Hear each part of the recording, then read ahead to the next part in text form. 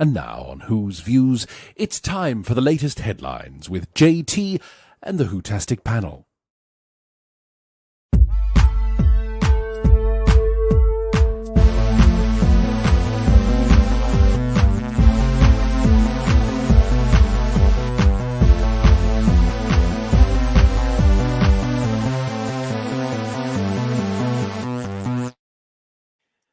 Welcome back to Who's Views, everybody. How are you? It is lovely to see you. It is Sunday, January the 5th, 2025. Yes, we made it through, as Madonna once said. But how are you? Nice to see you all. It's not too late for me to say this. Happy New Year. Hope you are well. Hope you have had a decent festive period. Wow. This is your Sunday Big Show, back with a bang. Where else would you be on a Sunday night? Yes, it's headlines for you, the Big Show, and it's great to see you. Thank you so much. Coming up in this show, have you heard? The doctor's got an MBE. Yeah, and how proud are we? And yes, it's that time again. We're going to be looking in this particular show at those pesky ratings that I am sure the BBC, Bad Wolf, and maybe even Disney Plus want to see the back of. But tough titty, because we've got all the numbers with you. We've got Bedweer joining us a little bit later on. As usual, I'm not alone on the show. So without further ado, let's bring them on. I have got Paul and I've got third Dr. Ian. Gentlemen, how are you? Not bad. Happy New Year. Here we are. Here we are, 2025. Yeah. Who'd have thought that when we were 7 years old? I know, yeah. I was looking back 25 years since the millennium, so that's interesting, isn't it? Yeah, exactly. When the world was going to end, then when all the computers imploded, yeah. So. Yeah. When we're going to fall from the sky, weren't they? Yeah. Exactly, yeah. Where are we now? I remember being told at school that in the 21st century, we would have hovering cars, flying cars, and we'd all be wearing silver spacesuits with sort of breathing apparatus on them as well. And part of me is a bit disappointed about the flying car thing. Well, it makes you think about Dark Invader Earth. Actually, that was quite accurate, wasn't it? Really? It is. Yeah. Except I'm sure it's going to be coming sooner rather than later, all that sort of stuff, the way we're going on. But anyway, indeed. Listen, I want to say, as usual, a huge thank you to everybody that got in touch with us over the festive period. And thank you for joining us. We saw a lot of you, of course, on Boxing Day night for our review of Joy to the World. That was fun. Didn't go down very well with us on the panel on this channel, did it? For the obvious reason, it was crap. However, yes, we've also done lots of other things. We had our review of the year. Thank you for all your comments on that. And we have also started this year off with our first ever Blake 7 review. That was fun. So brilliant. But I would like to say, yes, thank you to everyone that got in touch with your emails. Thank you to everyone that got in touch with your messages, especially too. And here we go. This is just a selection, guys. Inspector 2363.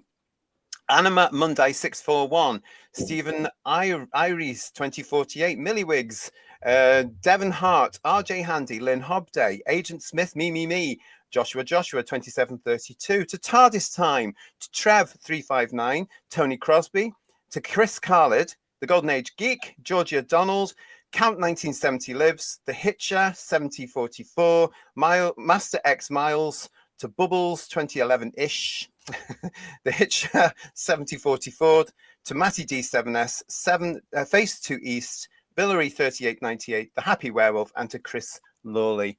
Thank you so much for joining us and getting in touch. Absolutely wonderful to see you all. Phew, as ever, and everybody that got in touch as well. But as ever, if you want to get in touch with us here at Who's Views, you can. It's there. It's whosviews1@gmail.com. Whosviews1@gmail.com. It does take me a little bit of time to get back to you, but I will get back to you. So thank you so much for all your emails, and it's great to hear from you. And out of those emails over the last couple of weeks, guys, I've got at least 3 chit chats coming up, and possibly even a special convention report. So that's nice, isn't it? Nice, yeah, lovely, yeah, absolutely. It's great to see you all. Thanks for joining us. Hope you are ready. There's lots of you in the chat already, and we're going to start with Mark Milford saying this one again. Look at this. The time has come, but the moment has been prepared for Sir Tom Baker. Yeah. Let's get into this, because this is a great way to start the new year. As part of the New Year's Honours list here in the United Kingdom, the legend that is, of course, our very own Mr. Tom Baker has been awarded an MBE. Woo! That's what I'm saying. How proud are we as fans of the legend that is Mr. Tom Baker? It's better late than never. That's all I'm saying. God almighty, it's taken a long time, hasn't it? That is true. Every honours list, whether it was Queen's birthday at the time or New Year's, I would always get irritated because Tom was never in there. You would, And yeah, and now that he is, fantastic. Long, like Paul says, long overdue. Yeah. But brilliant. I wish it was a wanted- knighthood, but we can't grumble. At least it's a recognition for something, which is good. Well, exactly, and he's getting recognised for his drama and his theatre and his services to the industry, which is fantastic. And this month, of course, Tom is 91 years old. Wow. So as you guys are saying, better late than never. At least he got something out of them. I mean, actually, the thing is, we don't know, do we? Bill Lowry is saying to us it should have been a knighthood. He may have turned it down in the past because we know. I was going to say that I heard rumours in the past he had turned honours down, but I don't know if that's true. Some actors do for some reason. I don't know why, but yeah. Well, yeah, and you can get these things now where you can see how many of them turned it down, can't you? And how many alleged comedians and everything turned it down.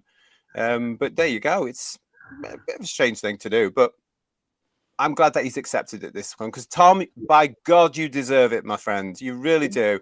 And we love you, and we are so proud of you. One thing that annoyed me about the coverage on TV, though, was I was watching it. Watching some of the coverage of the news reports of who got the honours. And on every channel was not even a mention of Tom at all. I was really annoyed. You're kidding me. They never mentioned him at all. They mentioned, obviously, Sir Stephen Fry, etc., blah, blah, blah, but never mentioned him at all. I was really disappointed. Why? I don't know. How ridiculous is that? Yeah. I was going for a wee snippet of a wee interview with him or even just a simple clip from Robot or something, but nothing at all. Yeah, I could see. Maybe I missed it, but I watched 3 or 4 different news programs. I didn't find it anywhere at all. I didn't see anything either, Paul. I'm stunned by that because, as you know, I don't watch television, and I certainly wouldn't watch the television news. But I'm stunned by that because he's still, to this day, as we all know, the longest-serving Doctor Who. I half expect him to show that clip of him from Shada in costume at the end of the episode, as he was then, and he's 80s or whatever it was at that point, But they didn't even show that. Really quite sad. Yeah. That's shocking. And they should be ashamed of themselves for that. He's one of our last great eccentrics because you're not allowed to be as eccentric as Tom used to be and possibly could be now. You're not allowed to be like that. You're not allowed to be British anymore. Let's face it here. So he's done incredible body work. The longest serving Doctor Who. They're shocking, these people. Shocking. Yeah. It's great to see you all in the chat. Thank you very much. Sean Cryer saying to us here, so well deserved. It absolutely is. And again, shame on the news services. And Stephen Braddock, I drew a pic of Tom Baker to celebrate his MBE. You have a woman's MBE, my lord. Beautiful picture, Stephen. So nice. Very lovely. Yeah. That's a great picture, Stephen. More of Stephen's artwork coming up on these shows in the next wee while, obviously, as we go through them all. Thank you so much, Stephen. Send them. If you want to send some artwork to us, you can. Who's Views One, of course, at gmail.com. Paul Schlaufer, nice to see you again. Was rewatching Little Britain the other week, and Tom Baker's narration was hilarious. The things he was saying would get him arrested. But they were funny in the day. I find that whole series is actually quite dated. I struggle when I see an episode. Some of the sketches still get to me and quite funny, but things like the Vicky Pollard and stuff, I find it quite dated now, and I struggle getting through some of them, but at the time I remember wetting myself constantly. Paul Rose, I'm actually surprised he isn't already an MBE. How late did they want to leave it? Oh bless. He's still got his hair, boys, says the Forbidden Man. He is, and how lucky is he? He's very lucky indeed. I'm jealous as hell.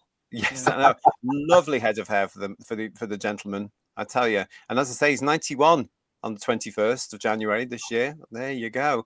Paul, another Paul, goodness me. What's that, 4 or 5 on the polometer? I forgot to look it up. Congratulations, Tom Baker. In my opinion, his MBE is well deserved. Certainly is. And Pooh's Lost Eyes with us saying, I think Tom originally turned down higher ranks of honour. Now he's accepted the lower rank because he knows it's the last opportunity he'll get. Well, maybe he's mellowed as well. Yeah. Okay, I just love the sound of Sir Tom Baker. Would have been lovely. Would have been nice. It's lovely, isn't it? It is really good. Considering that, we've got a guest star coming up in series 2 of the Rebooted Who, RTD2. And she was nice. She's an MBE, and that's all the publicity for her. I remember we covered it in one of our shows over festive period, over Christmas. Whatever she was. So it'd be nice to see Tom Baker MBE from now on, I think. Yeah. And it was for me, it was also quite a lot a bit of good news out of a lot of nonsense that went out there this year. I mean, come on. No mention of Tom at all. That makes me angry, says John. I know. Yeah, me too, John. No, Yeah. really is. Yeah. We've got Mark Greaves also saying to us, Tom Baker presenting Have I Got News for You years ago was legendary, as was that show. It's now a load of old rubbish. I love that bit where if you watch the outtakes from it, webisode, what's a webisode? And all kind of stuff. It's hilarious. Absolutely brilliant. Yeah. It is, isn't it, really? Absolutely. He should wear the Time Lord's costume at the presentation. I think he's probably got more sense. Moffat got an OBE, says Matthew Pounder, so Tom deserves an MBE. God knows how he got that. Yeah, totally. And Shardanox, hi folks. Hello, you. How are you? Nice to see you. Good to hear you. We've got lots of you in the chat with us as well. So yes, that was our first story tonight. We're going to move on very quickly because we know that you want to talk an awful lot about our big subject here on the big show for you tonight on Headlines. And it is, of course, those pesky ratings. Way! Isn't that exciting, everybody? Because they are around and about. Well, it's no surprise and, no shocker now that the two biggest draws on Christmas Day were, of course, Wallace and Gromit, Vengeance Most Foul, and the Gavin and Stacey Christmas special, which was, I believe, called the finale. I haven't watched it. That's another comedy from the old days I probably might struggle with now. I don't know. But these were the two big wins on the BBC this year. When we reviewed Joy to the World, guys, you remember that we on Boxing Day night, we found out that the overnight for Doctor Who Joy to the World was 4.11, which was a little bit higher than I was expecting, I must admit. But well, based on my guess as well, it was way much higher than I thought it was going to be. Yeah. In fact, that's our ratings game. George got it right, didn't he? Yeah. But we had to point out the fact that a lot of people are saying it benefited from an upsurge at the end because Wallace and Gromit was following it. So there's lots of theories about that. It was also Christmas Day, let's be honest. So, it reflects. I don't think it reflects so much people watching. I think it reflects the number of TVs left on. Possibly. I don't think this will reflect in the ratings for season 2. If it does, I'll buy a hat and I'll eat it. I'm telling you that, honestly. Well, you said that last year and you didn't have to go and buy one and eat it, did you? No, good have been because you were right. You were absolutely right. Well, there's one person that's joining us here on Headlines, of course, that has knowing all about these things because he's very good with the with the numbers and all the figures, and he's been working very hard since Boxing Day on our latest ratings update. Of course, it's the one and only Bedweer. Let's bring him on.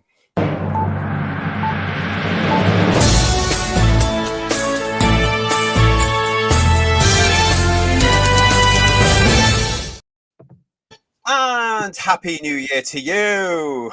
Happy New Year, everyone. Happy New Year. Here he is, everybody. Look. He's his own Carol Vorderman. That's what I say. Yeah. I like that. So without the plastic surgery. As far as we know. It's good to see you. Lots of people in the chat saying hello to you as well. Now that you're with nice us, to be back on Headlines. Listen, you've been doing a lot of work for us, as I say, since Boxing Day, when we got that 4.11 overnight. I like this one as well. Can I just say hello to Sally? I don't know what the big appeal of Gavin and Stacey is. I enjoyed it. I thought it was great. There you go. I didn't mind it, if I'm honest. I didn't think I was going to enjoy it because I really don't like Corden anymore.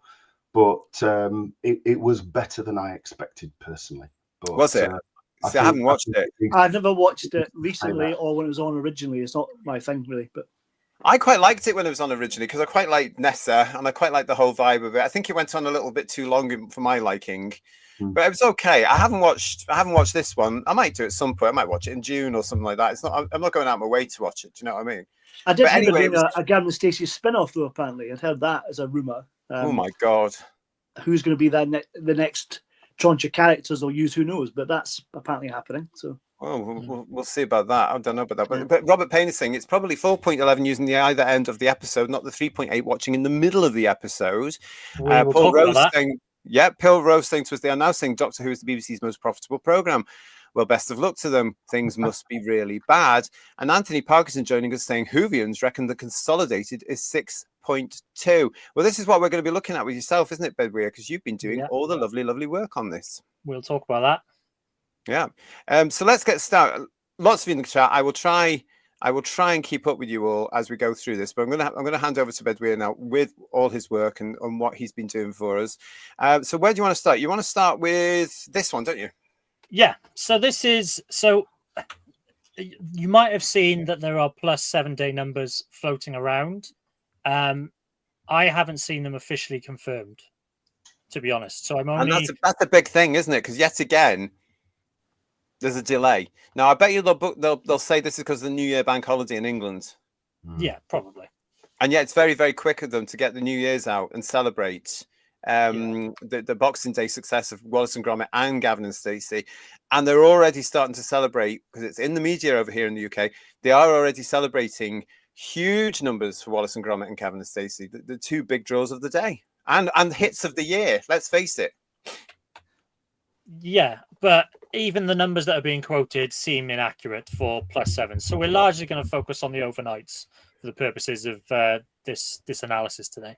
Okay. So what's this one's your overnights you got here then?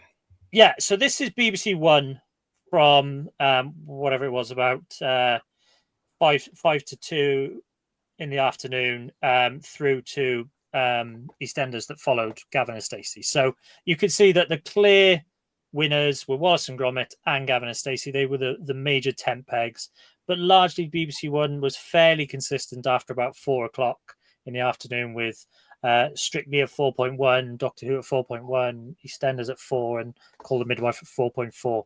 So fairly consistent across BBC One throughout the day. The King, obviously, his broadcast was shown on multiple channels, but just on the BBC, it was just over 5 million. There are some slight variations. So a resource I use is a TV industry reporter called Broadcast.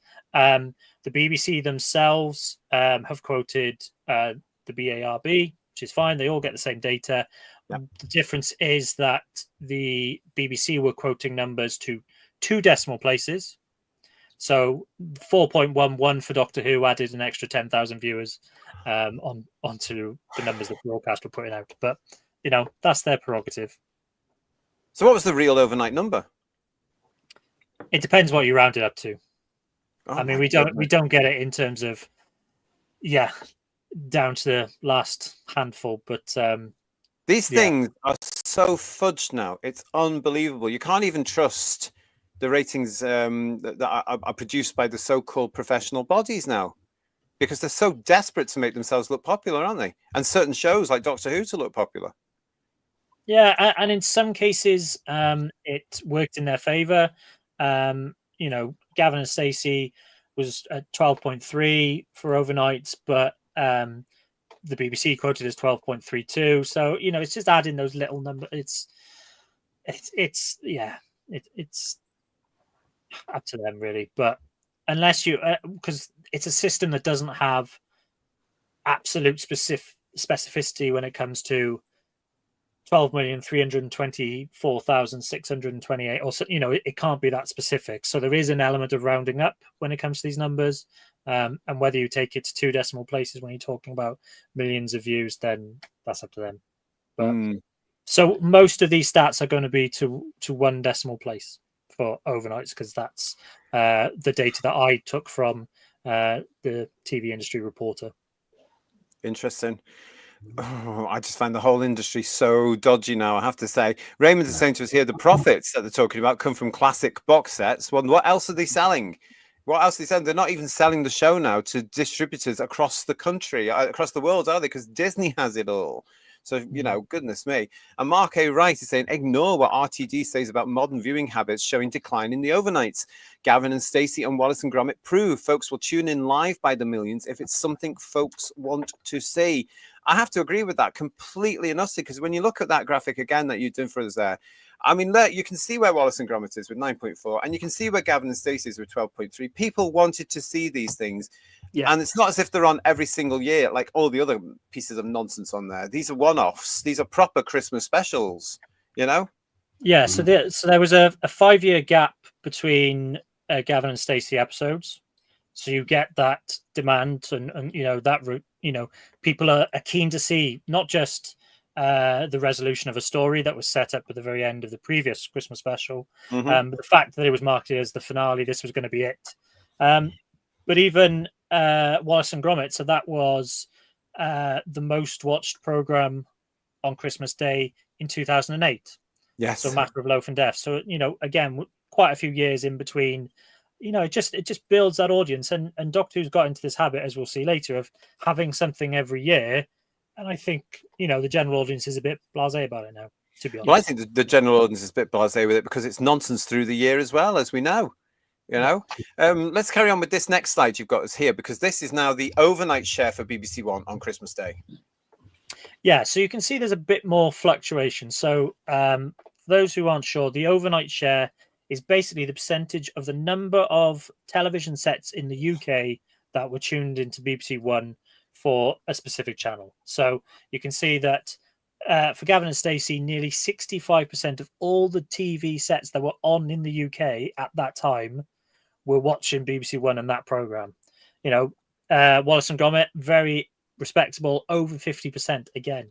You know, really impressive numbers. And this is a better reflection of the available audience. So if you know, criticisms that I've got about, you know, just focusing on the raw numbers, if you factor in things like overnight share as well, you get a wider picture about, you know, how many people of your potential audience are tuning in for that specific program. So for Doctor Who, 32%, you know, not too bad.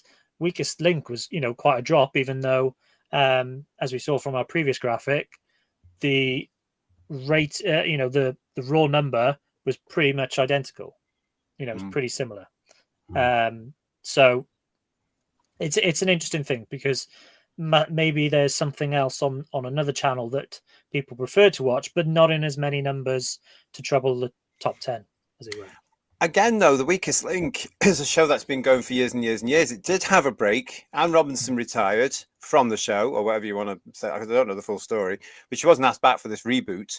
Then they got this other guy in, and he's just not as popular. And also the popular, that host on it, he's popping up on everything. You know, I can't remember his name now, but he's on everything. Well, maybe people are just getting tired of seeing his ugly mug. Oh, is it him? Yeah, he's the new host. And from what I can tell, he's not as good. Incredibly unfunny. I don't see what the attraction is with him. He's one of two or three. Rob Beckett is always with, and I just don't see what the funny side to them is at all. I don't get it, but they seem to be everywhere. Yeah, well, he is everywhere. He's on practically everything going, I think. But again, it's this whole thing about, you know, I don't know, is Christmas Day that special for the BBC now? Because I was saying you can more or less predict it. Remember last year I was saying you can say you're going to have Called the Midwife, you're going to have Strictly, you're going to have Doctor Who, you're going to have a big film or some equivalent to new one, you're going to have a kiddies thing in there, you're going to finish off with Mrs. Brown's Boys, you know, that's again because that got that big contract. Yeah, so just to correct myself, so The Weakest Link actually saw a drop to 2 million, so that explains the drop in the overnight percentage. But that does, you know, The Weakest Link is not as successful as it was when it, you know, was a new show and was a bit different and things like that. So again, there was some criticism going into Christmas Day about the schedule. Apart from Wallace and Gromit and Gavin and Stacey, people were kind of you know, saying, oh, well, it's the same shows every year and it's a bit tired. But for BBC One, it was, you know, all the top 10 most watched programs on Christmas Day were on BBC One. Yeah, and that's something to say, isn't it? 'Cause it's as though ITV did in the 1970s, 1980s and just gave up the ghost. They don't seem to realise that they have a potential there to do something really big and to do something proper, especially. It just went on strike, I think. That's what happened. Yeah. So. Yeah, but they could. ITV have some decent shows. They could do Christmas specials of that. They could do a variety special. They could do something proper, but nobody wants to know, really, I don't think. And of course, there's this whole problem that we've got going on around the industry and media, and the problem that they have with Christmas, isn't it? They don't celebrate it with the gusto they used to because it's Christmas, and it's not seen as very PC, unfortunately. Martin Brown is saying to us here, Doctor Who is a real money spinner for the BBC, at least another 5 series. Well, it's funny. I had a little rumor on Twitter somewhere that apparently it's been commissioned to 2033. Believe it when I see it. So, yeah. I believe that when I see it, because I don't think it is a money spinner. And the only thing that makes money for the BBC now when it comes to Doctor Who is proper Doctor Who from 63 to 89. That's the thing that sells. Look at the success of the classic box sets compared to the major flop of the new version. You know. So I don't think it is a real money spinner these days. And there is a general fatigue, as we can see through these ratings in the last series that was on, from the British public towards this show, whether we like it or not. Matthew Pounder is also saying to us, the TV is left on after indigestion from Christmas dinner. It is, though, isn't it? That's a fact. Yeah. Doctor Who's going to aggravate that, surely, I'd imagine, I think. Well, 5 million didn't want to taint Wallace and Gromit by risking accidentally catching sight of RTD's prancing puppet, says Anthony Parkinson. And Rick Storm saying, makes me laugh when they talk about consolidated numbers. What's the Wallace and Gromit number consolidated then? The fact is, Wallace and Gromit and Gavin and Stacey pulled in numbers that the BBC hasn't seen on Christmas Day for years. Yeah. For years. So this would have been a very pleasant surprise. But as we're all saying, it also shows them what they will ignore completely is if you give the public something they want, they will come along on the night, sit down, whether it's Christmas night or not, sit down with a cup of tea and a digestive biscuit, and they will watch the bloody thing. But that's what they don't think, because all of it's going to be all about, oh, but the iPlayer, oh, people don't watch that, oh, it's all oh, please do my head in. We have seen so many times, haven't we? The proof in the pudding, they're talking nonsense. And here we are again. People came to see Wallace and Gromit, which is now going on to Netflix, by the way, and Gavin and Stacey on the night. I mean, yeah, we'll get into this because it's one of my big irritants is this narrative about, oh, well, people are watching on the iPlayer, and it's just not true. If you give the British public something that they're interested in, something that's marketed well, like Wallace and Gromit was, like Gavin and Stacey was, people will watch in significant numbers. If you're giving them the same stuff every year, they're ambivalent about it. Yeah, and that's what I think what has been happening. So, it's going to be interesting to see what the BBC do this year, because they do have to top this now. And I don't think they can. I don't think they've got anything left in their arsenal which is this popular. As Stevens Braddock is also saying to us, and they say TV is dead. Make good TV and millions will watch it. It's true, isn't it? I'd like to say thank you to Garbage, who's in the chat with us, everybody, as well. Thank you, mate. And we've got here Teddy Reginoc's channel. This is our Phil. After His Majesty the King, I don't think we watched BBC One at all on Christmas Day. Fair Komodo, you're very naughty. 12.3 million human beings being able to bear James Corden is pretty amazing. Drink helped, presumably. I think the thing with Gavin and Stacey, though, is that it was also in the evening. It was quite late, wasn't it? It isn't what you would call those peak core hours. It was it 10 o'clock or something like that? Or am I just imagining? Started at 9 and finished about 10:30. Yeah, right, a long film. Yeah. Wow. Yeah. And they really, really, really built up to it as well, didn't they? Because you had your Wallace and Gromit in the afternoon. They were building up to this thing, and they were really letting people know that was coming around. We've got Paul Stensford saying to us, with Strictly Come Dancing and Doctor Who picking up similar ratings, this proves to me that people kept BBC One on after Strictly while waiting for Wallace and Gromit to start, which gained extra views. Yeah, I mean, Strictly's in enough trouble of its own now after that particular episode, because, of course, it had a drag queen on who we all knew when that was announced was going to win the show, and he did. He won the show. They're all going on about, oh, nobody knew about it. Yes, we did. It was leaked by an audience member who wasn't very impressed by the thing. Unfortunately, the Strictly Come Dancing fans now find themselves in the same boat that we are. They are arguing amongst themselves. There's one side calling them phobe and ist and ots and all this. And, oh, it's such a shame. It's a dancing show, and they bend the rules for DEI as usual. Oh, what a shame. Right, so we're moving on now to this one, Bedouia. Yes. So amongst the statistics that I've been able to find, we we got the peak, so the peak audience for each program. Now, if you consider that good audience retention, so not only are people tuning in at the start of the show, they are following it all the way through to the very end. Your peak and your average should be fairly close together. Okay, so if you've got a peak audience that is close to your average, then you are engaged. Your audience is staying with you for the duration.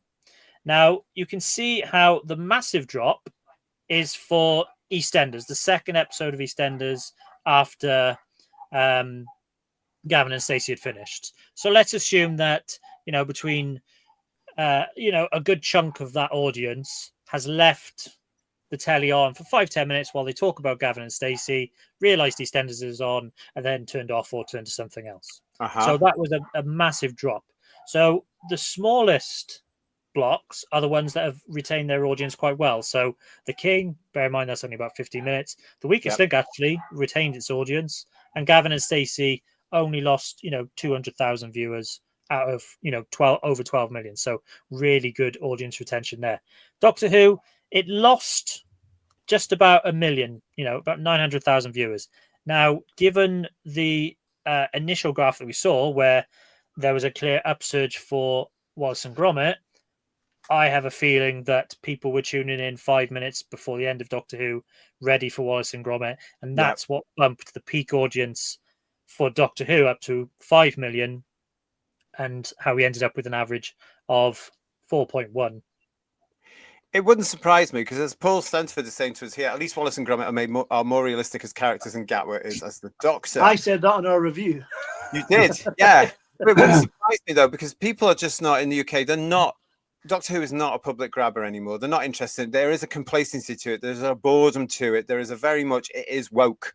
There's that, you say to people these days, Doctor Who, and they'll go, oh, Doctor Woke, or something along these lines. Or it hasn't been the same since the woman was in it. Oh, it's not the same with this one in it.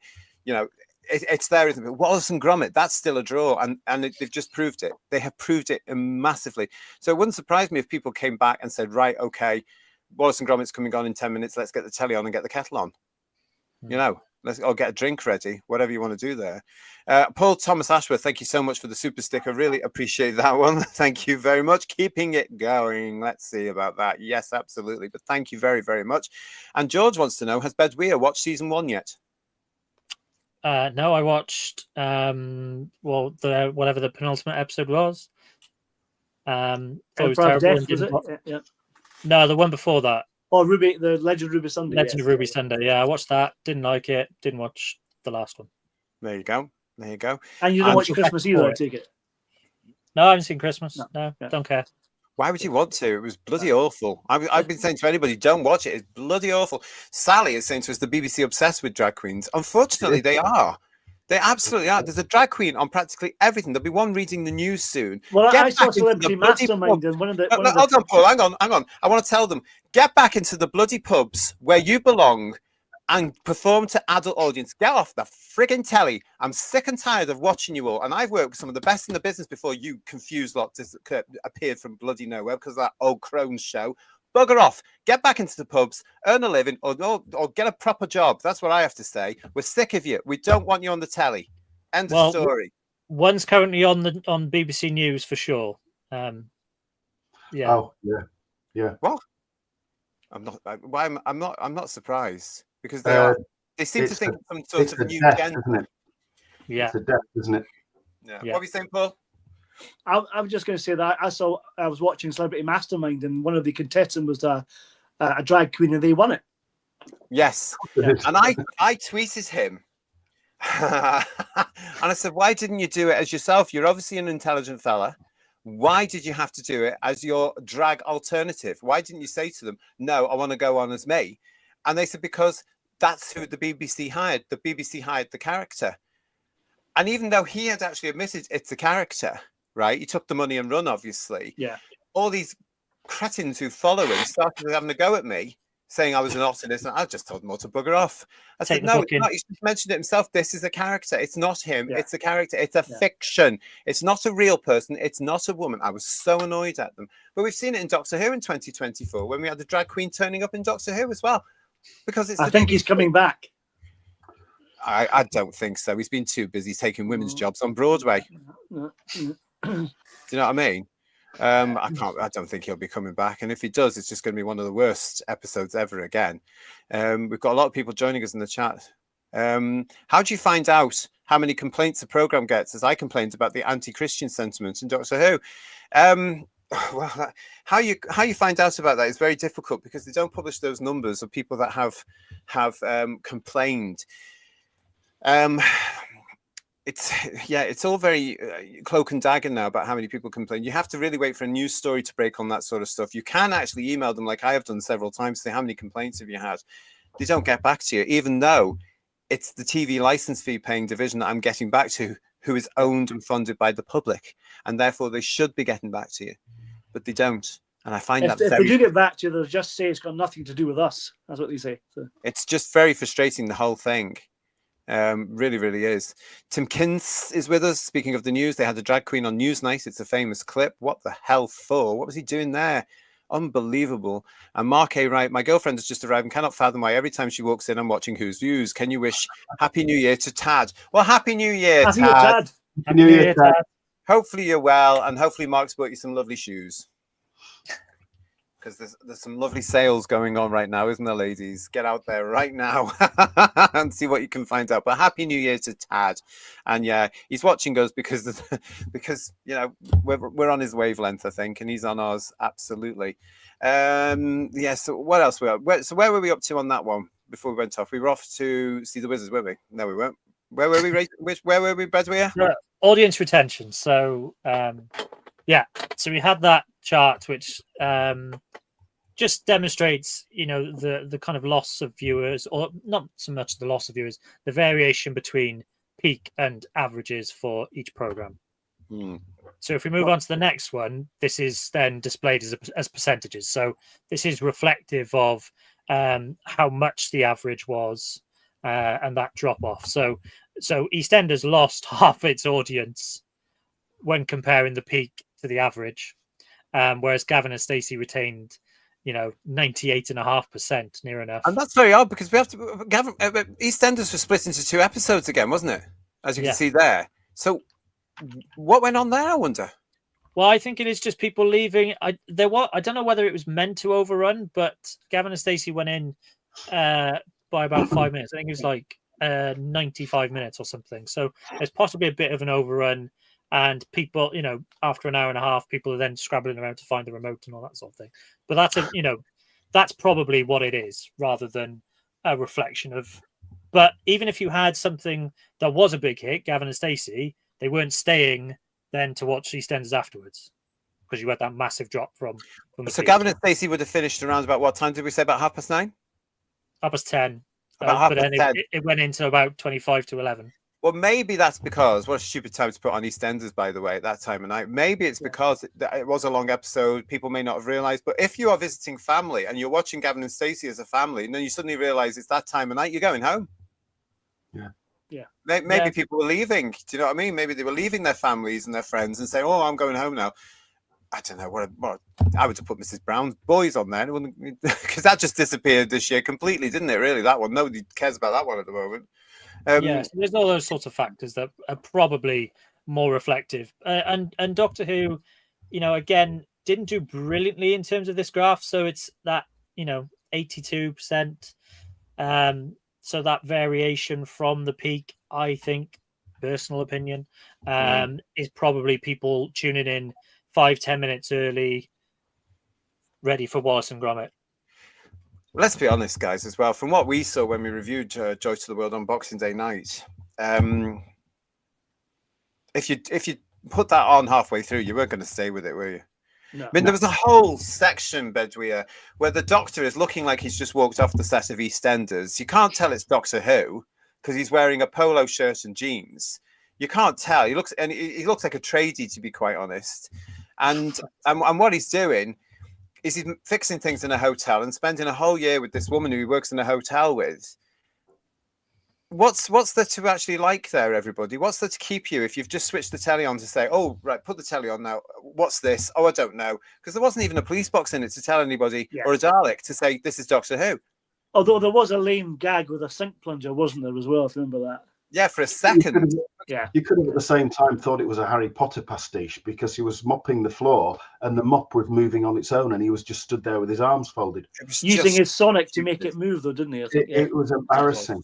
It was Yeah. absolutely embarrassing. It was and, ridiculous. happy to Yeah. put So you out missed that. a treat, Bedware. You did. I don't feel like I've missed anything. Here, You haven't missed a thing. And if you haven't seen the Doctor Who Christmas special, as they call it, for 2024, which is called Joys of the World, don't bother, because it was utter poo. It really, really was. It was terrible. And I'm surprised that it even got 4.11 million overnight, to be quite honest, because it wasn't worth that. It's certainly not going to bring people back in May for this second go that they've got, which could be the last Doctor Who for some time. We're predicting it here on Who's Views. It's had its day. It's coming off. I don't care what anybody says. It's coming off. And that Christmas special, please, honestly, I keep saying, yeah. If the British public had put, I don't know if you agree with me, guys. If they tuned in, they wouldn't have known it was Doctor Who at all, would they? Yeah. No. But there you have it. So yeah, so that's where we are with this one here, Bedware. Yeah. So again, just that difference between peak and the average across the whole program. And again, Gavin and Stacey, massive, really high percentage of people not just watching it, as in terms of a raw number, but staying with the entirety. Massive number that. So it can be done. It can be done. Yes, it can be. I've said this for ages. If they make good television and it's television that people want to see, they will come for it. And as you're saying there, as it's been proved now, Wallace and Gromit and Gavin and Stacey proved the point. Make good television the British people want to see. There you go. Doctor Who is not one of those at the moment. We're carrying on. We've got this from you here, Bedware. So this is now the Christmas Day episodes. Yes. So after Peter Capaldi left, we had a gap where we didn't have episodes broadcast on Christmas Day. But why was that exactly? What was going on there, I wonder? Because there were no more stories for Christmas, apparently, and they proved it. Do you know what? It's a good point, though, isn't it? Because watching that nonsense that was on the other week, I think they had a point. Maybe they have, because they were that desperate, Bedware. At the end of this particular one, they visited Bethlehem. Unbelievable. But anyway, let's go back to your graphic. Right. Okay. So anyway, so this graph is all the Christmas Day episodes, including the Feast of Stephen back in 1965. For those that are interested. And the three lines. So the blue is the overnight, so the number of people that tuned in, and then from 2005 onwards, we've obviously got our +7s, and then later on our +28 days. So the 28 days. I'm still laughing at you. The 28 days, BBC. Get a grip. We see you. We see through your crap. Here we go. Yeah. So as you can see, we had a big peak for Voyage of the Damned. Kylie Minogue fans tuning in their millions. That was just GT doing that, was it? Yeah. So. Sorry, I had a bit of a stalker here for a minute then, but anyway. So you can see how things have dropped. Like these are just the raw numbers, but you can clearly see that apart from the departure of Matt Smith, there's been a steady trajectory downwards, and we're now, in terms of our overnight that we know at 4.11 and the speculated +7 of 6.2, we are, at the lowest point that a Christmas Day episode of Doctor Who has been. Now, this is what gets me. We were saying at the top of the show that there has been speculation over the last few days about what the Consolidated actually is. Now, Bedware has looked for the official announcement of the Consolidated. We were saying just before we came on air tonight that they're not there. And I reckon that's because they'll say, oh, it was a bank holiday in England for New Year. So maybe we'll get it this week, in which case we'll ask Bedware kindly to come back on and we'll talk about the Consolidated. But that is that speculation. It is 6.2. That wouldn't surprise me if it is. But around that speculation, guys, has also been from the fans that we know and love and cherish. How successful is that? Oh, it's successful. It's huge. But have a look at what Bedouin has put together for you there. It certainly isn't. It's even down on the Church on Ruby Road, if this is the case. It's not. It's a continuation of a failure from Series 1. This thing is over. It's had its day. Well, I'm just glad that Feast of Stevens got 7.9, and that had no chance of coming back to be seen again. It's still done better. Well, let's also point out as well that the Feast of Stephen wasn't a Doctor Who Christmas special. It just happened to be the normal episode, which was broadcast on the 25th of December because they had nothing else to put on, let's face it. Do you know what I mean? Because years later, they would take Doctor Who off for the Christmas break and annoy us all, wouldn't they, really? Yeah. Doctor Who will be back in 3 weeks' time. No! But that's what they used to do. So for all of you saying that 6.2, the alleged overnight consolidators, the alleged consolidator is a huge success, go touch grass. It's down. It's down. Look, this people have criticised me for very dare they being negative about these numbers. This isn't. Some of this isn't interpretation. Some of this is just counting. There are fewer people watching. Sorry, they just are. It's just. We don't have to apologise for it. It's a fact. We've reported on it all through the 2024 series of rubbish that we got. All those 8 painful episodes. We reported on it on the 2023 Christmas episode, which we are already seeing that. We're doing the same again. We're going to be doing it again when the series comes back for Series 2, possibly the last Doctor Who series for quite some time. We're going to be looking at that as well. But there is the figures. And as Bedouin said, these are facts. It's gone down. The last huge successful one was Time of the Doctor with Matt Smith. And even that had increased, as you can see there, from the years before. I mean, the Snowmen, that went down to 9.87. Yeah, now, for a bit more context. So this is a trend where a new incarnation of the Doctor, their second Christmas special, sees a drop. Okay, you can see from The Runaway Bride from the Christmas Invasion, David Tennant, he sees a drop. Okay. The Doctor, Widow, and the Wardrobe sees a drop from Matt Smith from. I'm not surprised by that. That was bloody rubbish.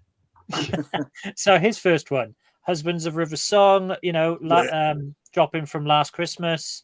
That was rubbish as well. I have to say. Yeah. Well, let's face it, with these Christmas specials at that point as well, you had to have some sort of knowledge of the Moffat series that had preceded it or preceded that or preceded that. It was becoming a little bit up its own arse when it came to the continuity, wasn't it? Yeah. When they should actually, if you're going to do a Christmas episode, do a standalone science fiction battle thing, for crying out loud. Yeah, but it is a consistent pattern. The second Christmas special of a Doctor does see a drop. So Ncuti Gatwa is not, unique in that. It's just that we happen to be at the lowest ebb. Well, there's people no denying aren't watching television they used to, are they? Let's be honest. Yeah, it's all about the iPlayer now. Yes, 80-year-olds are going to the iPlayer now when they come out of the nearest escape room to watch the telly. That's what's happening now, according to the British Broadcasting Corporation. Give them the money back, quite frankly. Listen, let's just, in context, what was happening with those Jodie Whittaker things then that were on the week after Christmas at New Year? Were they down as well? Oh god, let me pull up my data. So what do we have? Yes. Yeah, Eve of the Daleks was pretty poor. That had an overnight of 3.21. And then a +7 of 4.4. So so it was. So this is continuing a pattern then, basically. This is what I'm trying to get at. This is proof that the British public have, since towards the end of the Moffat era, really, but definitely within the Chibnall and now with RTD's second version, they have, as I've been arguing for about a year, fallen out of love with this show. Yeah. So if this graph was wider to include those, you just see the continuation of that downward trend. Well, and you cannot, I don't care what any of you say, you cannot argue with maths, and the figures are there. They can try and change them all the time. They can try and alter them. They can sit on them for nearly a year if they want to. They can play around with them, but there you go. Mark, our resident poet laureate, and here in Who's Who's. Thank you so much for your super chat. Disney Plus listed Joy to the World as a Christmas movie rather than TV show. Half of the top 10 movies were old, offering less competition compared to new TV releases. Bad TV show. No, now it's a bad movie. Yeah, we reported on that in one of our shows in December as well, that it was going to be Special 5 on the Disney Plus. It actually appears, as far as I know, when we're looking quickly, Mark, at the Disney stuff, it actually appeared in their top 10. And then, like the Blu-ray releases and the DVD releases for the new series over here, disappeared the week after very, very quickly. So it wasn't worth even talking about, because obviously that was the minority of label-loving, pronoun-using fans who watch Drag Race going to watch it overnight for a couple of times to try and understand the plot. Then got bored and went off to watch some other drag crone, I tell you. But there we go. But thank you for that, Mark. Really appreciate your super chat. Tony Crosby is saying to us, guys, Kabodi was the last time I enjoyed Doctor Who. I switched off after the Timeless Recon. Was that an episode title or just what he's called? That's a good title, that, isn't it? The Timeless Recon, coming soon from Who's Views when we take over the bloody show. That's the show episode, isn't it? Yeah. That's what the show needs. Yes. Lots of you joining us. So thank you so much for joining us. We've got Lex saying to you, Bedweir, you are totally 100% true, my friend. Isn't that lovely? Thank you. Dalek Ice saying, according to certain younger YouTubers who we spit on, Doctor Who is not going too thin. Doctor Who is not going anywhere soon. As it and Bluey are its main IPs and making the most money. No, that's not about it. You know, that's not about that. Doctor Who will still make money for the BBC, even if the bloody thing isn't on television, because it's got the original episodes plus those additional episodes of when it was good from the reboot. Yeah. And as we know, as stalwarts of 15 years of the thing not being on British television, where we supported it for those 15 years and then welcomed it back, we were spending money left, right, and centre on good quality merchandise throughout those 15 years. So I think part of that, Dalek Eye, is that these certain younger ones that are around now saying, oh, it can't go because it makes too much money. A, they weren't there in the wilderness years in the first time round, so they haven't a clue. And secondly, I think it's desperate because they won't be able to tolerate the fact that it won't be on air. They will go to pieces. They will fall to pieces, I guarantee you. Shouldn't laugh. I think the BBC have more of a sense of what it can make now than they did back in the late 80s, early 90s, didn't they, to be fair? The problem they've got now, of course, and just Jordan saying, excuse me, who's criticising Bedweir? They can sod off. The truth hurts sometimes, doesn't make him wrong. Exactly, just Jordan. How's your dad? Happy New Year to your dad as well from all of us here on the channel. Hope he's well. Nice to see him. Mudcrab is saying to me, Widow and Wardrobe is fun for the wrong reasons. Madge leaves the other 6 bomber crew to die and was planning to go full Canadian healthcare to get over her grief. You've got a really good memory because I don't remember it at all, apart from it being absolutely awful. Not as bad as the one he gave us the other day. Because I probably would watch the Widow one again if we were to review it. But there's no way you're going to get me watching Joy to the World ever again. Not a chance. So Clive Calculator, it's lovely to see you. And thank you for your super chat. Is it possible that the BBC and BARB might use VOD of the War Games to enhance the figures?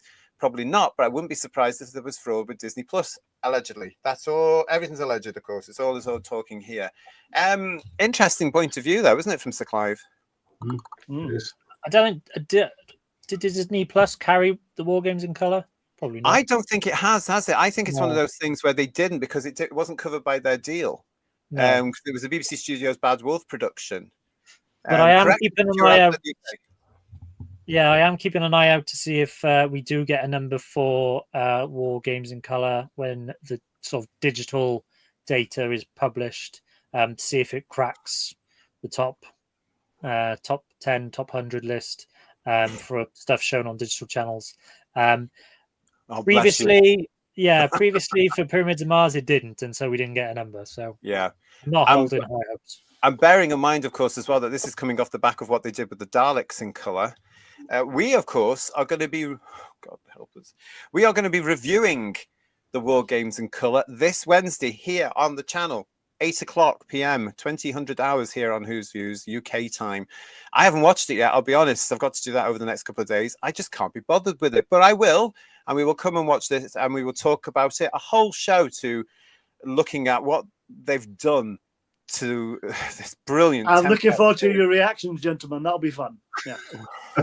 God, at the moment, it's better get it watched. Yeah.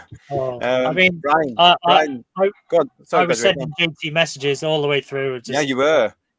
Tearing my hair out. I'm just like, I'm looking at these messages going, oh, he's not happy. Oh, I'm not going to watch this. Well, I expect similar reactions from you guys as well. So that'll be interesting next week when we do Wednesday the show. That'll be fun. I know. I'll message you as I watch through it, Paul. Please do, yeah. That's this Wednesday, 8 o'clock. Come and join us. Please come and join us with your thoughts and take on this thing that they've done. Another one. Oh, Brian Mason. This was the third Doctor Who Christmas special I refused to watch. As soon as the credits started, I got up and walked out. I wonder how many other people did that and just left the telly on Christmas afternoon. You know, as they went off and walked off the Sprouts or took the dog for a walk. Watched it in a cinema. You're funny. And just Jordan Dad is wishing you all a happy new year. Oh, lovely. Happy New Year, mate. Hope you're happy well. New Year. Dalek I saying, I agree with you, JT. I feel for these 5 or so young fans left when it does go off the air. I don't, because, you know, I don't. They've got to learn. Yeah. Evil plot. And I can't wait until the day it happens. Well, life doesn't wrap you up in cotton wool, does it? The real world doesn't do that. And if they think it does, then they need a wake-up call. And this will be it. Yeah. And I mean, I'm going to stick to my guns there. They don't understand how this works. No. It's only a cash grabber when the fans are engaged. And right now, the fans are not engaged because we've been told basically to go away. So we're only interested in the classic stuff. We're not necessarily interested in the reboot stuff. And we're certainly not interested in anything from Whittaker or I can't even remember his name, Gatwa. We're not interested in any of that. So that's not going to be a moneymaker that's going to take them through the next 50 years, like proper Doctor Who will. You know, so at some point, these kids are going to have to just get over themselves, take a deep breath, and go and watch all the on PC stuff from the original 26 years and get on with it, because that's the money earner. It really is. And I think what we've really seen, looking at BBC One and their schedule over Christmas Day, the 2 tent pegs were Wallace and Gromit and Gavin and Stacey, which hadn't been on air for a number of years, and people wanted to watch it. The same shows that are on every year, not as many viewers. Yeah. No, it's true. As we're seeing this, we're going to come back to the graphics from Bedouin in just a second. Kerr Avon is saying to us, I wish they would stop the Christmas specials for Doctor Who and tell a good story that makes sense and not rushed, and then have the series end on a cliffhanger to then be concluded at Christmas.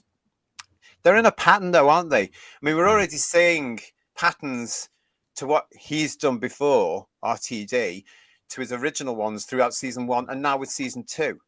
You know, we can see the parallels again. And it looks like the next series is going to be, we'll talk about this later on, but it looks like the next series is going to be a whole pastiche of the whole Get Me Home thing that's been running, especially with Martha and stuff. I don't know, weird. John Mason, are the ratings going to plateau or carry on downward? Well, let's find out. That's a great idea for a film. Carry on downward. What a great idea for a film. Starring Ncuti Gatwa as the camp one. Yes. What's this, Stephen Braddock? You need a stiff what? Oh, JT, have a stiff drink before you watch War Games and watch your blood pressure. I loved the colour, but what they did to it really annoyed me. Oh, thank you, Stephen, with the warning. I have had some others. Well, you're screaming from your house, JT, with that loud, I'm sure. I will be saving it all for the show. Here we are. It'll be live this Wednesday here, our War Games and Colour review.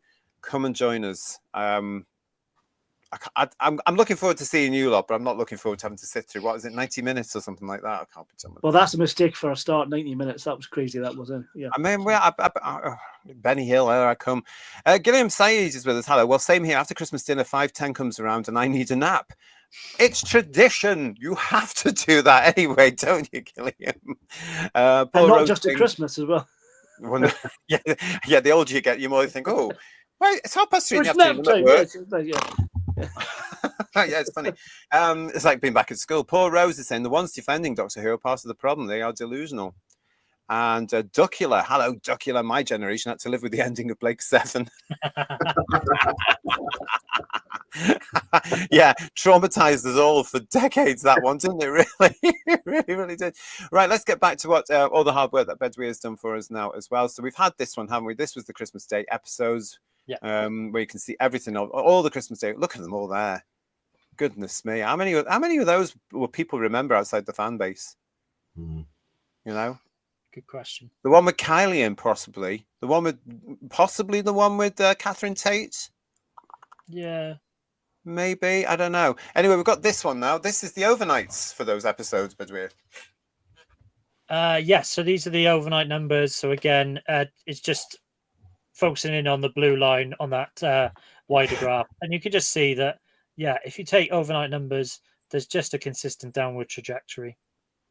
The thin blue line there, everybody, as you can see. I mean, come on. They cannot say to us the show's popular now with this. Look at this. Yeah, 4.11 is lower than last year. It just is. Yeah. And that's a fact. It's there. But again, they'll come out to us and they'll say, oh, yeah, we've done the iPlayer, and let's have the 7-day. And then they brought in this 28-day thing mysteriously around the time as the first broadcast of Disney Who last year, didn't they? And Joy to the, whatever it was called, the Church on Ruby Road. How mysterious, yo. They've been around for a little while. I just think 28 days, push the goal. How long is it going to be now until they say, oh, we're not doing 28 days now. We're doing a full 6 months. Yes. See how it goes. Oh, it got 9 billion. Huge success, Disney. Please. But there it is. There's the facts, everybody. The overnight ratings from the BARB and all the other sources that Bedwyr gets them from. Down. And look where it all started back in 2005 with David Tennant's first episode, The Christmas Invasion, 9.4 overnight, 9.40 overnight. Well, it went up from Feast of Stephen, though, you notice. You know, that's interesting. Yeah, but not by much, really. No. Mind you, I'm joking with that one because the system had changed over the years, but it was different. Okay, so we've got that from the overnights. We're now moving on to this one from Bedwyr. So this is the overnight share on all the episodes. Yeah, so again, it follows a similar trend, okay, but a slight uplift in the last few years. So we had a bit of an increase for the Church on Ruby Road in terms of, again, our overnight share. So the percentage of potential viewers actually tuning into Doctor Who. But again, it is down from last year. So do we think that overnight share for the Church on Ruby Road is because it was coming off the back of the Tennant things and also New Doctor syndrome? Yeah, pretty much. So again, going back to my earlier point, how there tends to be a drop off from the second episode of a New Doctor compared to their first. The only variation on this is Peter Capaldi's, whose overnight share actually went up slightly by just under 2%. But this pattern drop from Church on Ruby Road to Joy to the World is consistent with Tennant's drop from 42 to 38% and Matt Smith's from A Christmas Carol to Dr. Widow Wardrobe. So it's a drop that's consistent with other Doctors, but it's still a drop. It's not quite as low as the Return of Dr. Mysterio in terms of our overnight share. Which year was that? Let me just check that again. Dr. Mysterio, what year was that? Oh, God knows. 2016, was it? 16, yeah. Yeah, I think it was. Gosh, was it really that long ago? Yeah. That was another awful episode, wasn't it? That was a weird one. Yeah. It was a typical Moffat one as well, wasn't it? Because it had those brain things, didn't it? And it left it hanging that there was still a threat there. And it was just a plot hole just left. Never I can't remember. Is that the one with the red diamond? Yeah. Yeah, the Superman spoof. Yeah, okay. Yeah, rubbish. Yeah. Rubbish. I mean, this is the problem, isn't it? I mean, as me as a fan, can't even remember the episodes now because I've dismissed them immediately as I'm watching the blooming things, just thinking this is wrong. Why? I mean, this shows to me the Stamps with Pen. They've had these Christmas specials, as they like to call them. They're not that special, are they? Really, it's just another episode. But, they've got it wrong. They've always been assuming that people want to see Christmas on Christmas Day. They've always been assuming that they want it to be all sort of hokey pokey family, blah, blah, blah, blah. Why can't they just say, well, look, give us an invasion thing, because the Christmas Invasion did well. Give us a Dalek spectacular on Christmas Day. That would be bloody huge if we had a proper Doctor fighting the Daleks on Christmas Day. And I mean a proper Dalek story, not like your blooming Day of the Doctor or that rubbish. A proper Dalek story. Do you know what I mean? Or something like a scariness or something. I think they're missing the point here because they keep churning out something that's quite twee every year because that's what they think Christmas audiences want. But they're not looking at the data that Bedwyr is supplying, which shows that the Christmas audience doesn't want that sort of stuff. And I think it's too late now. I think the British public think, oh, Doctor Who. And now they've got a leading man they don't like either. Yeah. What do you think?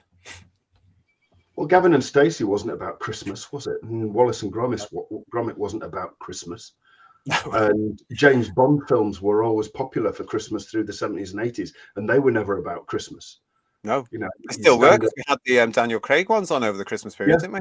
Yeah, nothing to do with Christmas at all, but always really popular. Brilliant. Yeah, but you're right. It is that idea that everything at Christmas has to be Christmas. It's almost like from them. Yeah. Well, it's like Die Hard now, a Christmas movie with a Christmas content. Oh, of course it is. Of course it's a Christmas movie. It is, yeah, definitely. But it's again, it's this thing like, Wallace and Gromit for me was more Doctor Who because it was about an invasion of all these little robot gnomes. It was definitely more Doctor Who, definitely, without a doubt. Yeah. And look what happened there. It was an accurate portrayal of the Yorkshire-Lancashire border as well. I can. It was, that made me laugh. I did think of you when I saw that. I thought, I bet Ian's loving that bit because that was very funny, wasn't it? I see flipping Nora's a swear word now, Ian. Is that right? Apparently, so, yeah. Flipping Nora, goodness me. But yeah, I mean, let's go and see what you're saying in the chat. What are you making of all this? What else? Oh yeah, we've got lots of chat on that. Come back to us, everybody, when we are talking about the war games, of course, the war games in colour this week. Thank you very much. Lots of you here. Carry on downwards, says Paul Rose. Kenneth leads the team on an expedition to the centre of the earth with guest star Doug McClure. That was a classic we missed, wasn't it? Really was a classic. Mark is back with us with another super chat. Thank you, Mark. I had a great dream that Shifty Gatwa and Russell T were on the same spaceship as Adric. What a great dream. I bet you woke up all cozy, didn't you? And warm and, I'll have a cup of tea. I bet you did. What else? RTD will probably hound Netflix or Prime if Disney pull the plug, said Tony Crosby. And I'm going to say this now, if Disney has pulled out, I can guarantee you right now they will be looking for other backers. I guarantee you, because that's how business will work. Because if they want to produce something for 2026, there's currently nothing in the camp. Now, he's been writing stuff for it. They could be ready to go, but they're going to need another backer. But from a business point of view, if I was in one of these other backers, well, you didn't come with us the first time around. Why would you go with you the second one? You've just had a flopped series. Yeah. Oh, no. We need to talk about how you improve this. Wouldn't you? Who viewers? Wouldn't you say this too? I'd take run and jump. Thank you very much. I think the BBC will consider doing it, but not with Bad Wolf. They're toxic. They've not produced any good Doctor Who. Just don't cut them out of the equation. I think the BBC would drop them like a hot potato if there was money in it. Oh, totally. Oh, I'm sure. As I've said before, make sure you're subscribed to Who's Views. This is going to be a big year. Bring it on, I say. I can't wait. We are going to be here with headlines because every time they drop a headline, we're going to be here to talk about it. And I can see many, many, many of them coming our way. And not all of them good, I'm sure, for the BBC and poor old Doctor Who. The Feast of Stephen was transmitted at 6:30 p.m. on Christmas Day, 1965, says SJ. There we go. It's a much better slot than Joy to the Better World. time slot, yeah. Yes. Wasn't it just? Yeah. You know? How lovely. But it didn't have any advertising beforehand either, did it? Yeah. And no iPlayer either. Yeah. No. Oh, I miss the days where we didn't have an iPlayer because that's all we get. Oh, the iPlayer, please. You need a TV license to access the iPlayer as well. You know, they've got to strengthen that up this year. They really do. Hello, Farsight. How are you? And Darren Apken is saying, I'd like to see a Doctor Who Christmas special done like a ghost story with a sci-fi twist, of course. They have to do. Not that there is going to be another Christmas special, I don't think, because there isn't one ready for next year. They would have to start filming it in the summer if it's going to get ready for next year, depending how much CGI they want to push into it. So again, let's watch that. But I would love to see just a proper Doctor Who story so that the public tune in going, oh, this is Doctor Who. You need to start with a proper Doctor first of all, as well as a script. We had the unofficial one, didn't we? Unquiet Dead from season 1, which would be a perfect Christmas Day episode. But True. Yeah. Douglas is saying to me, to give credit, Chris Chibnall's specials were all about the Daleks, were they? But they weren't Christmas, though, were they? That's what I'm saying. They were on the week after New Year. They were so really nobody watched them. Why, Ian? Really, they were really crap, though. No. You need Really, a proper one. The Doctor, the TARDIS, and the Daleks in a big space war, and the Daleks shooting everything on Christmas night. That would be fabulous. You know, we don't want your Christmas cake. Zap. Get rid of it. You know, that's what they need to do. And Stephen Braddock is saying to us, yes, bring us scares. The coast stories these last couple of years have been so scary. Why can't Doctor Who? I don't know. What else we got here? Raymond loved Dr. Mysterio. Oh, I'll get in the corner. Plenty of good one-liners. Capaldi is great in it. Last Christmas was his best special. I do like Last Christmas because I remember that. Yeah. And I like the girl that went on to Star Wars all those years later as well. I liked her in there as well. What was the name? The Northern Girl. Another companion that we were robbed of. She was quite good. I preferred her to Clara. But I liked all that Dream Crab thing. I'd have preferred Tom Baker's cabbage to Clara. Oh, Tom Baker MBE. Never going to tire saying that. Congratulations, Tom. And Digby, thank you for your super chat as well. Evening, JT. Evening, Paul. Evening, Third Dr. Ian. And evening, Bedweer. Happy New Year, folks. And to you as well, mate. And to you, Digby. Hope you are healthy and had a lovely festive period. I want to say hi to Kirsty as well, who's on a Holly Jobs at the moment. But nice to see you, Kirsty. Hope everything's all right with you. And Sir Clive calculated the Christmas specials should be working much harder to increase the audience. They have had a captive audience. They could be enticing people to watch more. Now, this is ironic, isn't it, Sir Clive? Because Moffat actually understands that because he said that. He's writing these things to get people to not just have a jolly old time on Christmas episode, but to bring them back for the following season. It's not going to work. So what went wrong? Nicola Coughlan isn't a draw. Who'd have thought? Yeah. And she was hardly in it, Bedweer. You won't know this because you didn't see it. Yeah. She was hardly in it. She was not the big celebrity draw that we all assumed she was going to be the next Catherine Tate in this. She was hardly in the thing. She was bookending the episode. What a waste. Poor woman. A waste, yeah. Yeah, it was this other woman that was in it. She was good. She was good. In the other woman was great. Just can't remember her name. Sorry. I've got my notes from the show. Bundy 4077. Nice to see you. Thank you for joining us. Bring Eccleston as a producer and sack the rest. Do you know? I don't think he would be that good. He's got some very odd ideas, quite frankly. Allegedly. Any sign of the 7-day figures? We're going to be coming to that in a second. Digby, stay with us. Hello, Jelly Babies, says Moon Pawoo. I hope I've said that right, but nice to see you. Welcome to Who's Views. Moon Pawoo. That sounds like a panda, doesn't it? A real one, not a Tedley one. And Legion of James is joining us, saying better late than never. Yes, it is, but you have to do 100 lines for being late. You absolutely have to. Paul Schlufter is saying, my prediction is no Christmas special, and they will show the war between the land and the sea as its replacement broadcast over Christmas week. Oh, a nice Christmas omnibus. Yeah. Oh, great. Well, it's a thought. They could do, couldn't they? They absolutely could do. Oh, you've put that in my head now, Paul. But cut it down to 90 minutes. And then extra music. 9 minutes. Yeah. And extra CGI scenes. Yeah.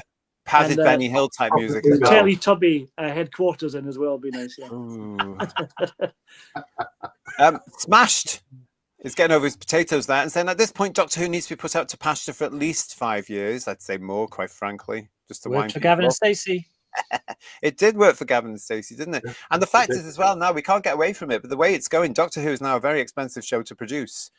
Because they've made it into a very expensive product. So do you remember back in the wilderness years, guys, when people with the BBC or representatives from the BBC would say to the question, when's Doctor Who coming back? They go, oh, it's very costly now. Times are changing. It's very costly to do that. And it's different sets every week, blah, blah, blah, blah. Can you imagine what they would say now? Yeah. You know, they would say that again and be right this time round, wouldn't they? Highest if they got 100 million from Disney, that could have paid for 26 years, no problem at all. Yeah. Or full salaries, allegedly. Yeah. And Mud Crab. Last Christmas had crabs in it. Crabs are cool. Good point. Very, very. Most of the time, yes, I'd imagine. Karina is saying the Derry Girl. Yes, Nicola Coughlan was the Derry Girl, but she was better in Derry Girls, where she had the opportunity to actually develop a character, produce a character, deliver a character to cracking funny scripts, and showed her true talent in that. In Doctor Who, she was just used and abused, I'm afraid. She really was. Yeah. There was basically this thing in a suitcase, and she ate it. The end. That was it. Turned into a star. I kid you not, Bedweer. It was shocking. Wow. It was absolutely shocking. It was such a waste of talent. It really was. Yeah. And Mark Greaves, thank you for your super chat. Can you imagine if they had a story as creepy as the Sapphire and Steel train station story? Not much budget, just brilliant atmosphere. No, quite frankly, because they wouldn't have the imagination to pull that sort of classic telly off these days. Can you imagine? Because that was just a couple of sets and a fabulous script and 2 wonderful leads. Yeah, yeah. Cheap as chips. What you need? Good script. Yeah. And talent. Do you know? Well, that helps too, but... Talking to Sapphire and Steel, make sure you are subscribed to Who's Views. That's all I'm going to be saying.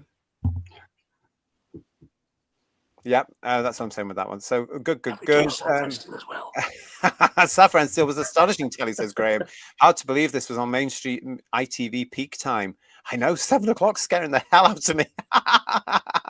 Fabulous days. It really, really was. Right, let's get back into that. So where were we? We've had this one from Bedway was the overnight share, and then we've had this one now, which is the Shooty Gatwa era. Yes. Oh, yeah. God. So if you want some positivity, look at that increase from Empire of Death. What a big jump we've taken from Empire of Death. I mean, I'm laughing at that decrease at the start. That's hysterical. That is. Yeah. So I think this is why we've led with the Christmas Day episodes, because they kind of sit in a weird vacuum where more people are at home watching television because nothing's really open on Christmas Day in the UK. So you get a larger potential audience. But as you can see, Bedway, you should be getting that potential audience. Yeah. So you can see a massive jump up from where Empire of Death was for the overnight. But it's still lower than it got the previous Christmas special. But if you want that positivity and you can think, oh yes, it's increased its audience by about 50-odd%, then great, go for it. Yeah, I mean, for those people that are going to praise this thing, and there are a handful of them out there, and they're going to be saying this is the best thing ever, and Shooty Gatwa is the best Doctor Who ever, and all this ever, all those pronoun using weirdos, they're going to insist on this. Let them. Just let them, because the truth will harm them, quite frankly. And there's the truth on Bedwyer's graphic. I would have expected a slight jump, I suppose, on Christmas Day. I didn't think it was going to get the jump it did. But again, proved to us that it's not people coming in just to watch Wallace and Gromit. Because it does look like that to me. But it was still less than the exact same day the year before. And bearing in mind that it was now broadcast in the legendary graveyard slot on Christmas Day. Last year, was it not for Church Ruby Road at 6 o'clock? So an hour later, I think. Yeah. So again, it showed me where the BBC planners, how they look at Doctor Who. Oh, we've got these 2 big ones. We've got Wallace and Gromit here. We've got Gavin and Stacey here. Oh, we've got Strictly to fit in here. Oh, we've got 2 EastEnders to do. Oh, and we've got Doctor Who to say. Ooh, do you know? I think they went, well, we'll put Doctor Who there, and then we'll do Wallace and Gromit are going to get as big numbers there, and Gavin and Stacey's going to get as big numbers there. And they were right. They were absolutely right. Yeah. Church on Ruby Road was on 45 minutes later. Yeah. And that's why it did slightly better, I think. But I think it's because if you look at the year, we start on Church of Ruby Road, don't we, on Christmas Day. Then the audience, as they have to this year, allegedly, have to come back. They have to wait till May. We were saying last year, they're not going to come back. It wasn't strong enough. It wasn't a strong enough lead for a brand new Doctor to say, I'm interested in seeing more of him, because it was weak as water. Yeah. So those of us that did come back for it weren't many. Look, and bearing in mind that Space Babies and The Devil's Board were broadcast on the same night back to back. Look at that drop. Yeah. Yeah, people got bored during Space Babies and thought, nah, this isn't for me. Don't like him. Don't like the tone of this. Oh my God, there's a drag queen. Switch off. And whether the BBC like it or not, drag queens are not as popular as you seem to think they are. And it's not a third gender. It's not an endangered species. It's a bloke in a frock doing a joke, for crying out loud. But there it is there. And then it went down and down and down with only one slight increase there for 73 yards, which didn't have the Doctor in it. Yeah, so 73 yards is a weird anomaly. I can't really work out why 73 yards in particular, not that I've seen it. And then we had a slight uplift for Empire of Death, obviously season finale, but not great numbers. It's not doing very well, this thing at all, is it? I've been thinking over the year about why 73 yards jumped, and I reckon it was because it was that time where people were talking about 73 yards and about Doctor Who, really, and a lot of it would have been, oh, it's awful. Now, bearing in mind that it did have an awful lot of press as well, following the Devil's Board.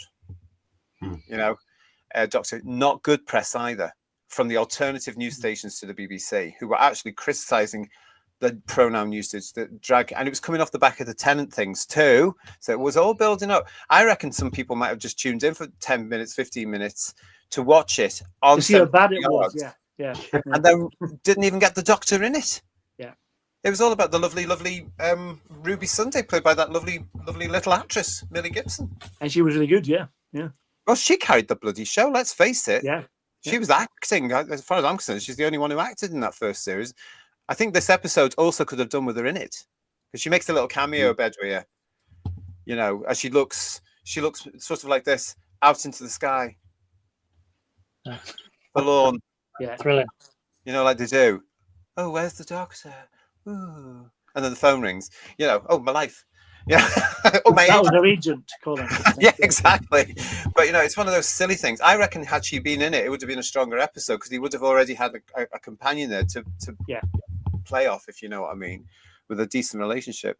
But there you go. Again, everybody, the proof is in the numbers there. Yeah, so if you want to see positives, yeah, it's higher than Empire of Death, but it's still lower than Church on Ruby Road. It's going to be interesting to see where Series 3 comes in at the back of this, isn't it? I hope you've got enough graph paper, Bedouin. You know, we're going on to this particular one you've put together for us now. This is the overnight share, where you've added Joy to the World to the details you gave us through the last series. Yeah, so again, overnight shares for the Ncuti Gatwa era in its entirety, from Church on Ruby Road through to Joy to the World. And you can see, yeah, Christmas Day, big jump up from just under 20% for Empire of Death on overnight. But again, with those exceptions of Christmas, that series of Doctor Who didn't, you know, grab an audience like they probably hoped it would. Yeah, we're getting a lot of, just to point out here, we're getting a lot of people telling us here, just before we go back to you, that, like Mark Jones was saying to there, 73 yards was shown straight after the FA Cup final, where all the pubs left the TV on as they were too busy to turn the TV over or off. It's a good point. And Steve Thompson's just joining us saying, good evening, happy new year. Wasn't one episode of Shooties on the same day as England Euro match, which might have inflated the figures? Thank you so much, guys, for reminding me. I absolutely had forgotten about that, and you're absolutely right. I think as well, it was, wasn't it? I remember now. It is difficult because in theory, the way the BARB record viewership, if the telly's left on in a pub, that wouldn't impact on it unless it was someone who's, you know, registered as a BARB viewer. And how many pubs that the pubs that are left? How many of them will be? Because that's quick data.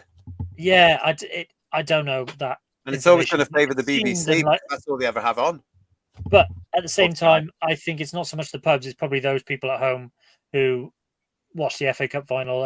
And for more context, so we've talked about Gavin and Stacey and Wallace and Gromit being big ratings grabbers over Christmas.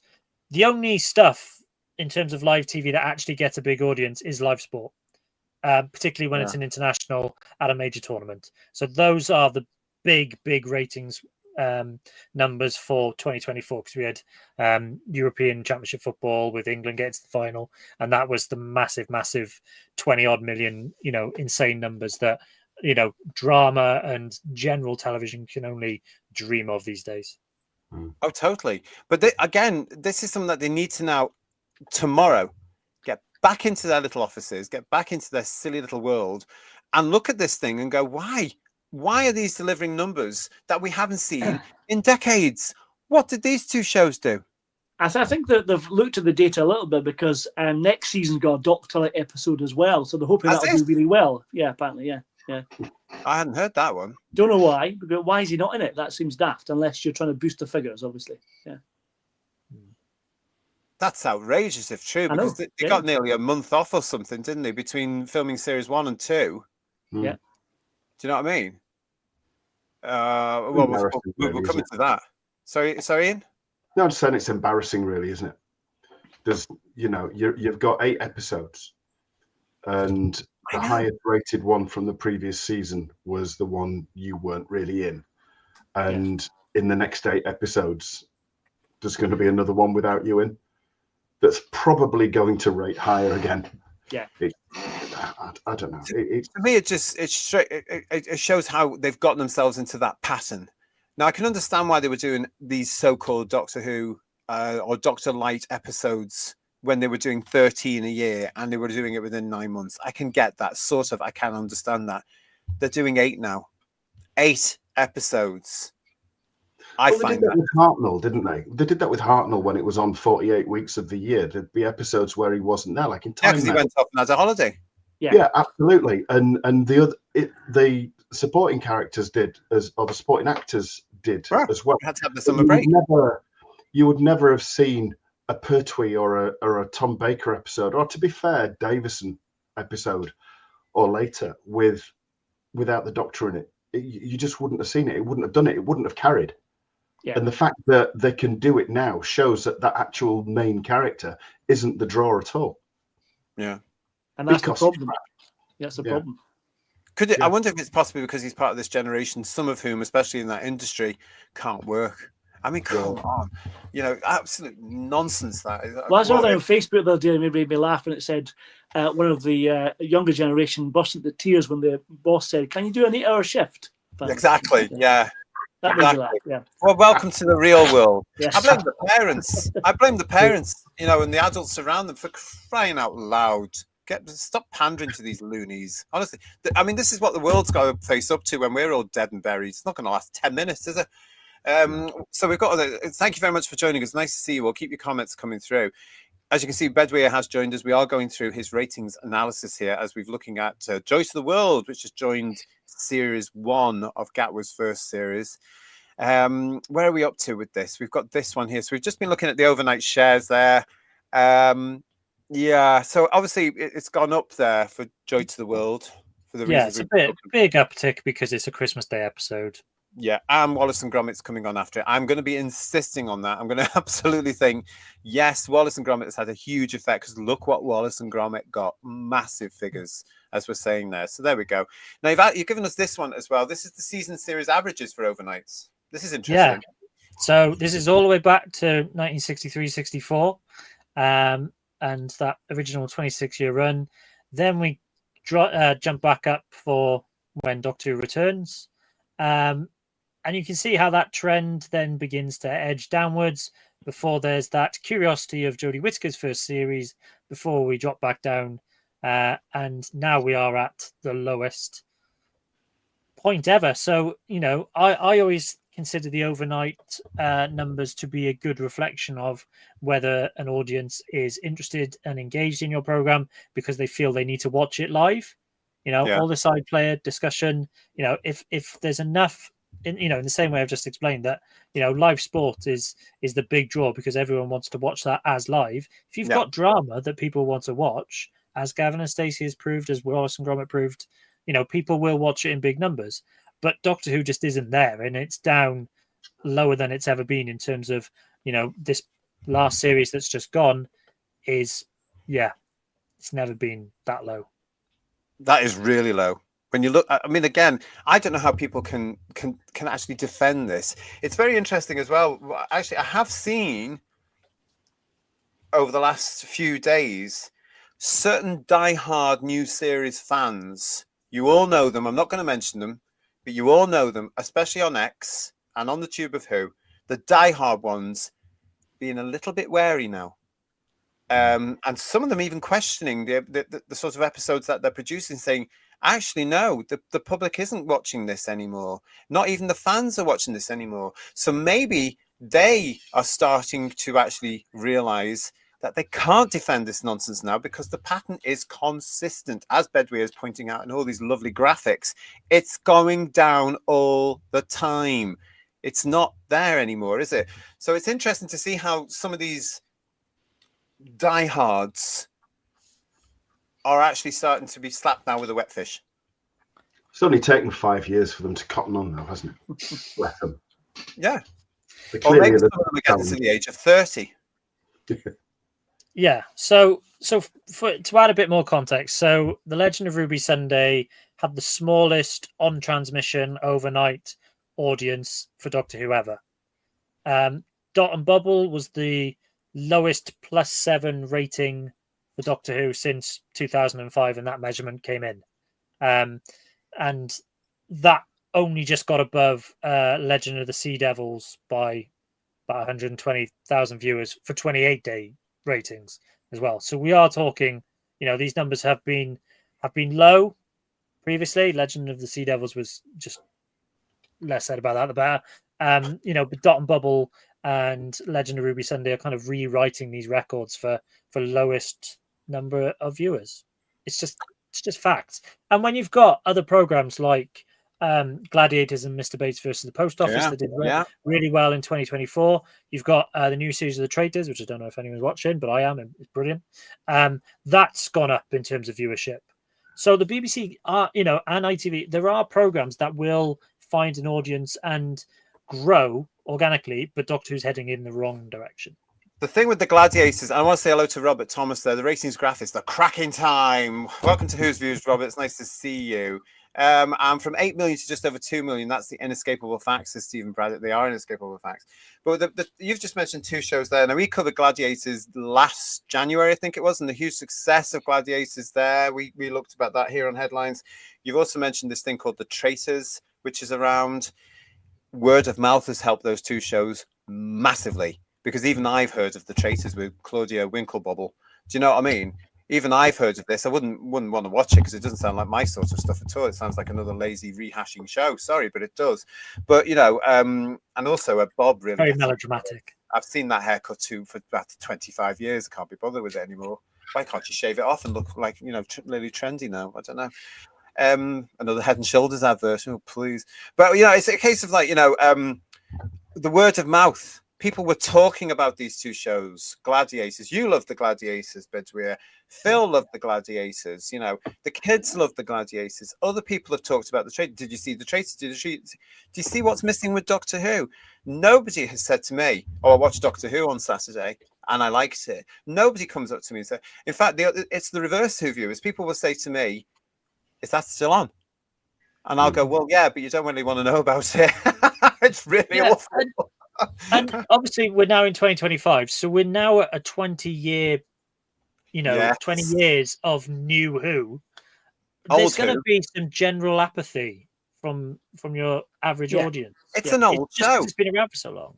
How long have I been saying this? Doctor Who is now an old show. It's 20 years old in March. And just as a spoiler for you, we're going to be looking at it, obviously, in March. Come back for our big show for that one. Stay with us all the time. It's fabulous stuff we've got planned for you.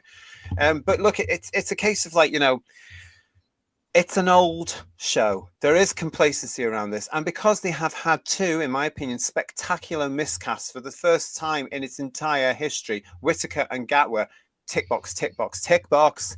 That I'm saying it because I don't care. I think it's out there. It's tick boxing exercises.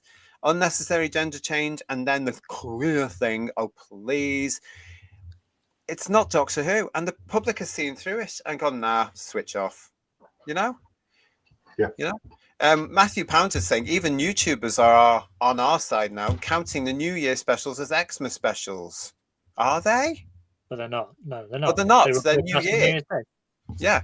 They must be from outside the UK because there's a huge difference. Although the New Year's Day numbers, so within TV industry generally, New Year's Day now seems to be the big day for viewers. Obviously, we're still waiting on +7 days for New Year's Day because we're only 5 days into the new year. But that would be interesting. But I don't think there was anything spectacular that landed on New Year's Day.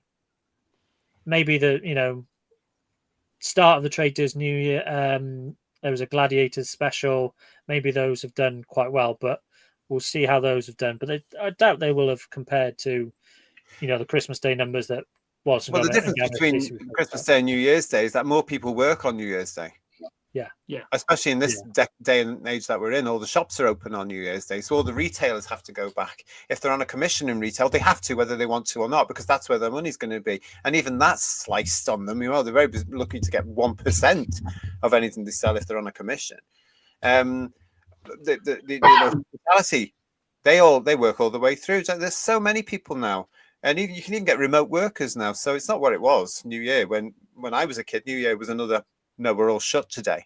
You remember? It was very limited opening there. How low can Doctor Who go? Asked Lee Smith. Fairly low. We shall see. We shall see. Are we talking quality or viewing figures at this point? I say the viewing figures, but I think we've got more to come. I am absolutely sure that my ratings game quote of 1 million is on the way. I really am. Smashed is saying to us, current Doctor Who is closer to the 80s kids show Rent-A-Ghost in regards to its goofiness and cringe acting. Yeah. Mr. Meeker's the master. Shut up. Save that for Wednesday.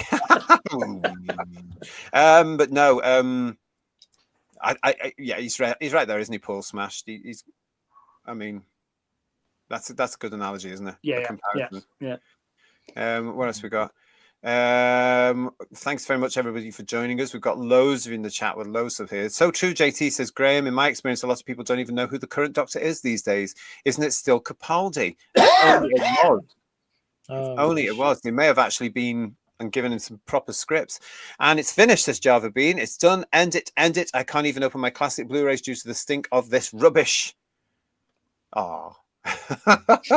Good to see you. Watch them because you'll find that it makes the classics even better, I have to say. Yeah. Phil is with us saying bloody love Gladiators. Yes, we know, dear. Calm down. And also Java Bean is also saying to us, normies say to me, do you still watch that with a side eye? It's embarrassing. That's what they've turned Doctor Who into. And I actually think now it's a case of like they are actually waking up to this within the people that make the show. Exactly what do these old white hetero fogies like, Karina says? Well, Karina, at one point I do have to stress to you is I am not heterosexual.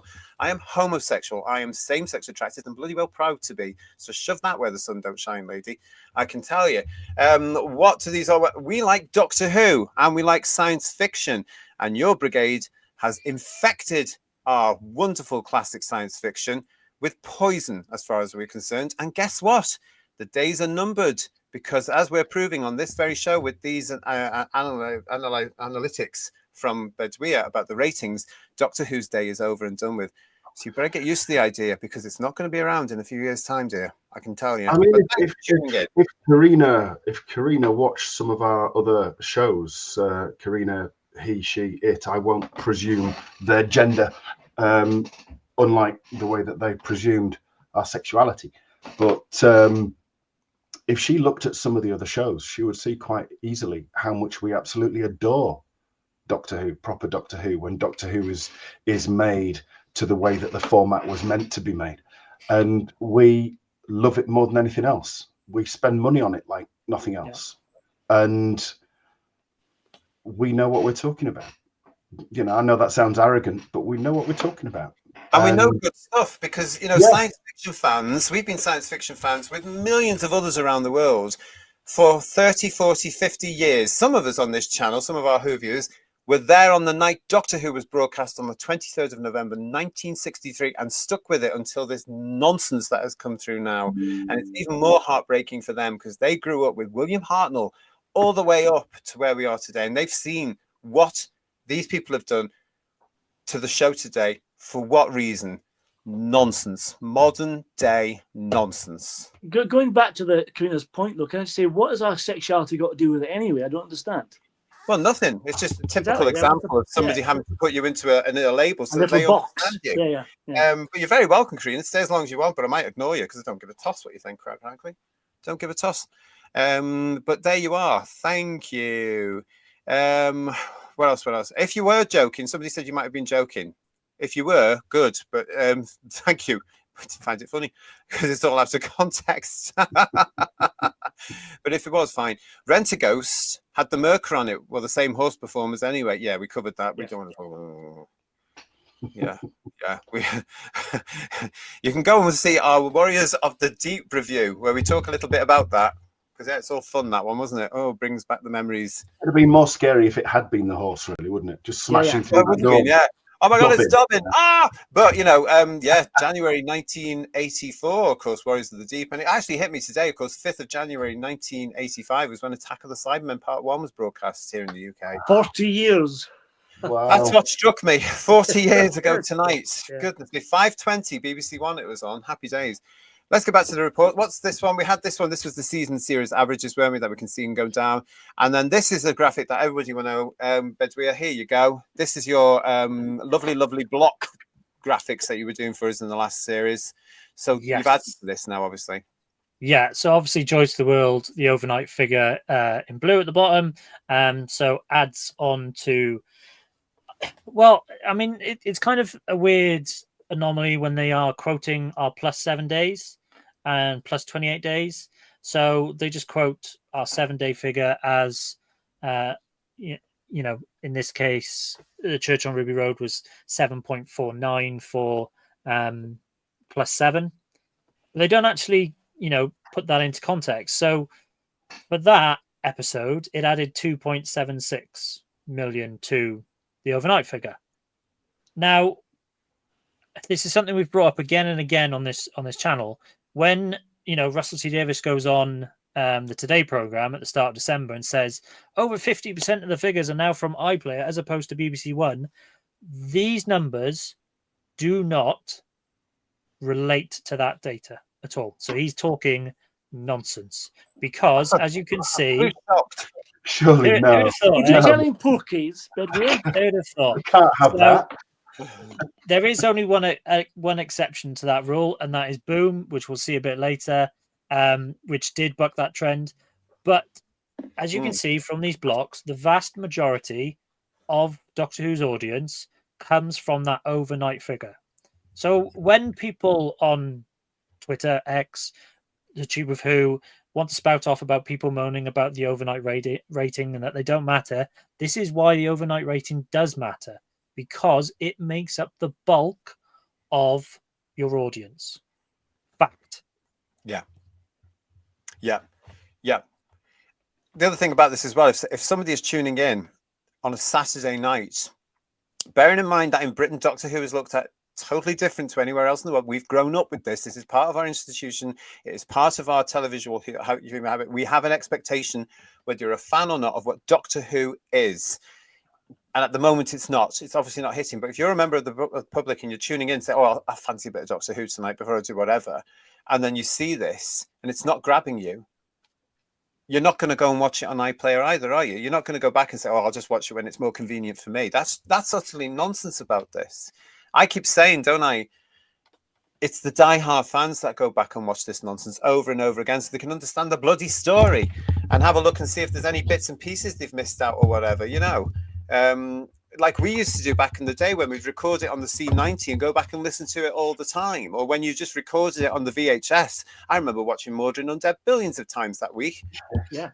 When I recorded the first 2 episodes, I was watching it all the time, coming home from school just for lunch to watch 25 minutes of Doctor Who again.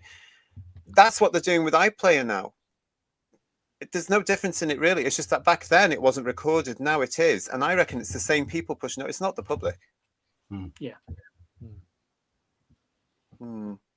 What do you think, Who viewers, on this particular subject as well? But this is a great diagram, actually. Out of all the ones you do, I think this is my favorite one. So it just demonstrates when they put out a plus 7 number and then the plus 28 day number, these are the actual additional viewers they are, claiming, calculating, however you want to term it, are watching the program beyond that initial transmission. Of course, bear in mind that Joy to the World didn't have pre-transmission. So unlike Space Babies through to Empire of Death that had been available on the iPlayer from midnight, for 18 hours or so beforehand, Joy to the World didn't have that. Those numbers were factored into the plus 7 data when that came through. But yeah, it's still, your overnight audience is the bulk of your audience, RTD. It just is. Yeah. The 28-day figures don't really amount to much, do they? Really? No, beyond that initial 7 days, day 8 to 28, I mean, they're adding a little bit, but not again, how much of that is rewatching for those that, are that devoted to it? It's difficult to estimate that.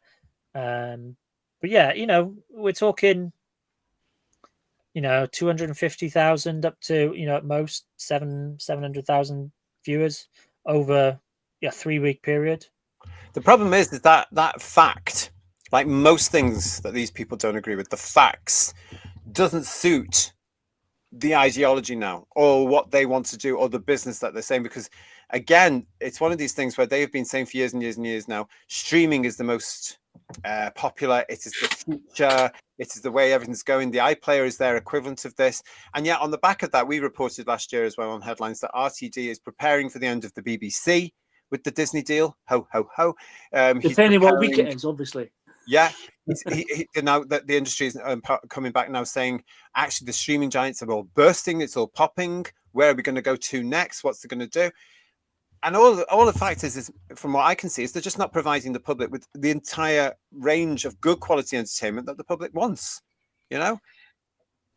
What I found interesting is I've been watching bits of terrestrial TV, and I've seen a bit of BBC. I think I've seen more trailers for the iPlayer for Doctor Who than I had prior to it being broadcast on Christmas Day, which is they're really pushing the iPlayer so much with different trailers for Christmas programs, particularly Doctor Who, which is weird. Do you think that could be so that they can show Disney or any future investor how much it gets on the streaming and how popular it is on streaming with a certain demographic, like we reported last year? It's all about the kids. Maybe, yeah.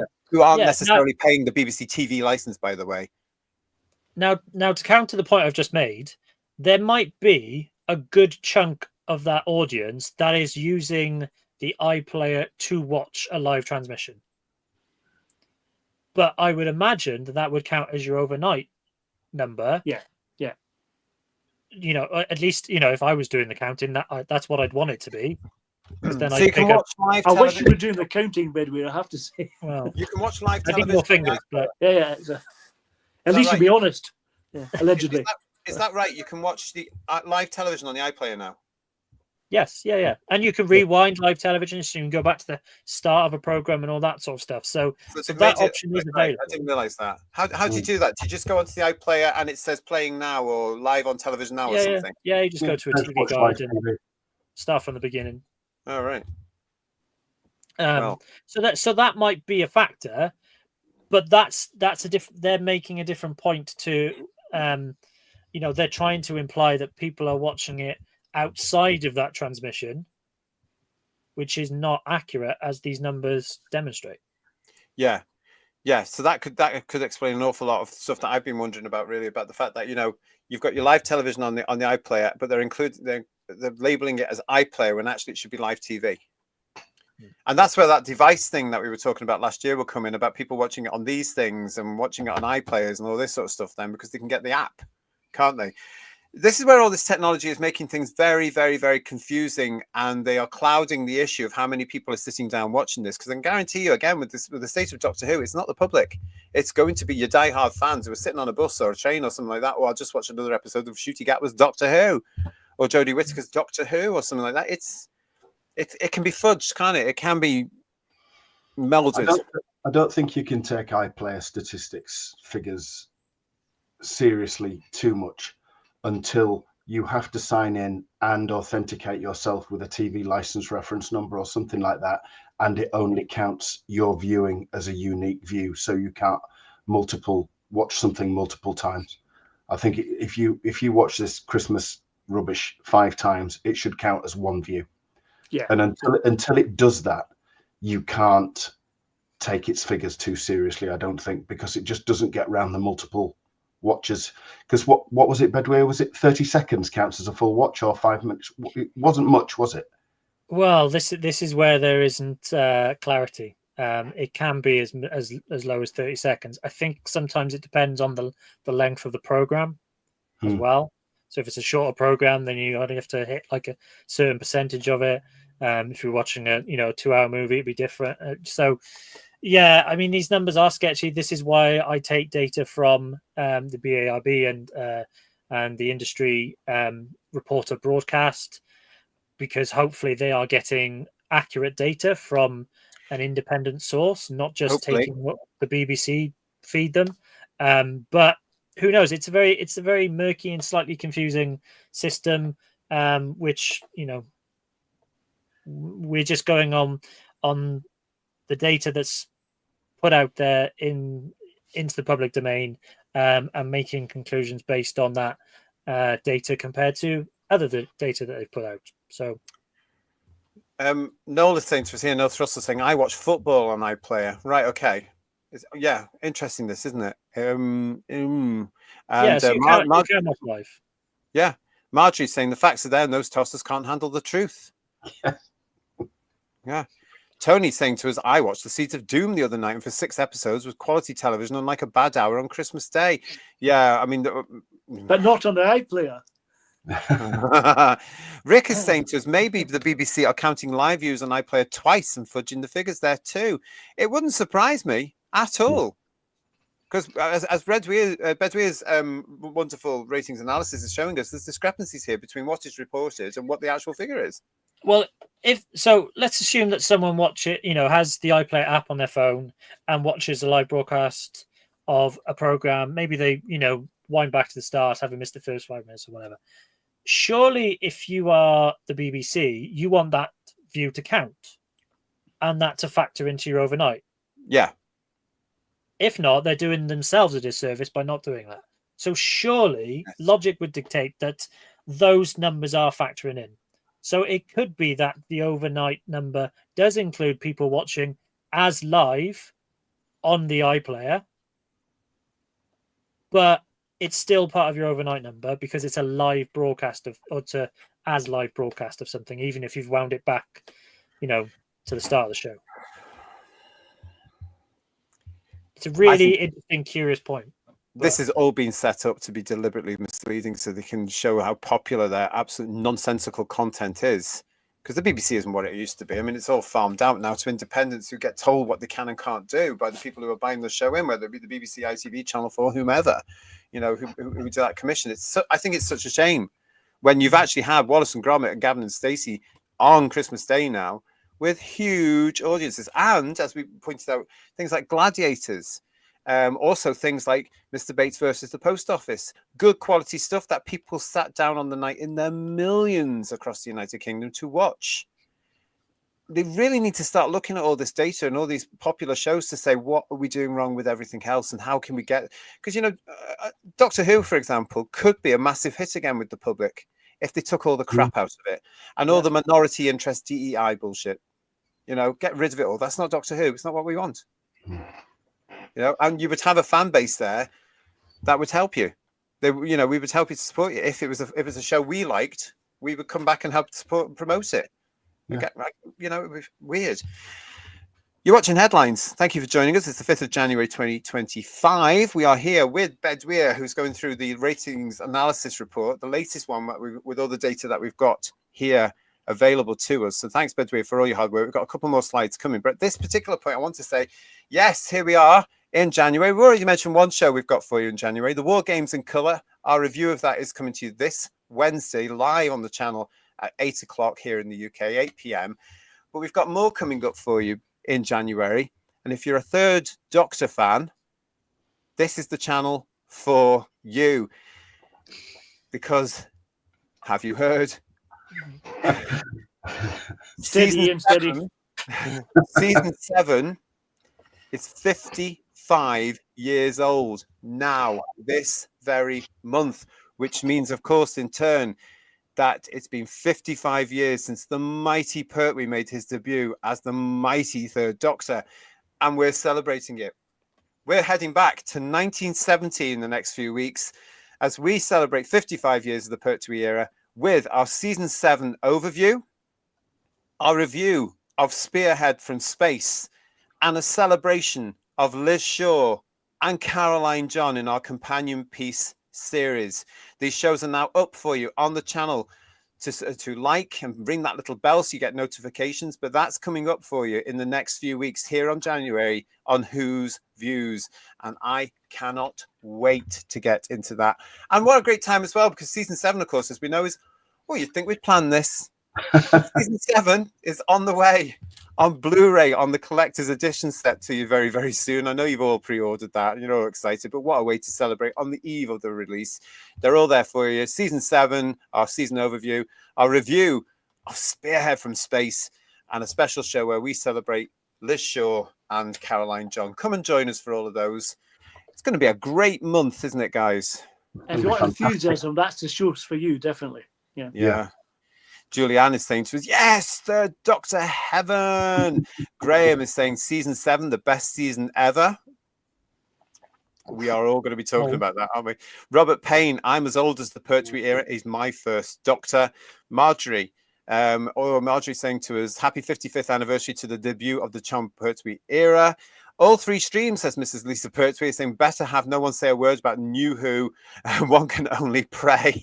Why would we want to talk about New Who when we've got Pertwee? Come on. Pertwee Heaven, says Stephen Braddock. Sally is saying to us, Doctor Who can definitely be a hit again. Just get it off the BBC, Disney and RTD. Put it on a non-woke channel. Find one if you can. And carry it on after the TV movie with Paul McGann. Yay! Find me a non-woke channel, maybe in a couple of years. Domgo is saying about our season 7 celebrations, this looks great. And Dalek Eye is saying, I can't wait. Moriarty is with us saying, Venusian Aikido for everyone. I'm so glad that you're liking this, everyone. Farsight, season 7, brilliant. I love Spearhead from Space and Doctor Who and the Silurians. Well, we've already done that one. We looked at Doctor Who and the Silurians last year as part of our Worlds Below season, where we celebrated the Silurians and the Sea Devils. Robert Payne also saying, when the Pertwee era started, I literally wet myself. Well, Sheila B and the Devotions, yay, the 3rd Doctor and Liz Shaw. Tony Crosby, really looking forward to the Pertwee reviews. My first and favourite Doctor.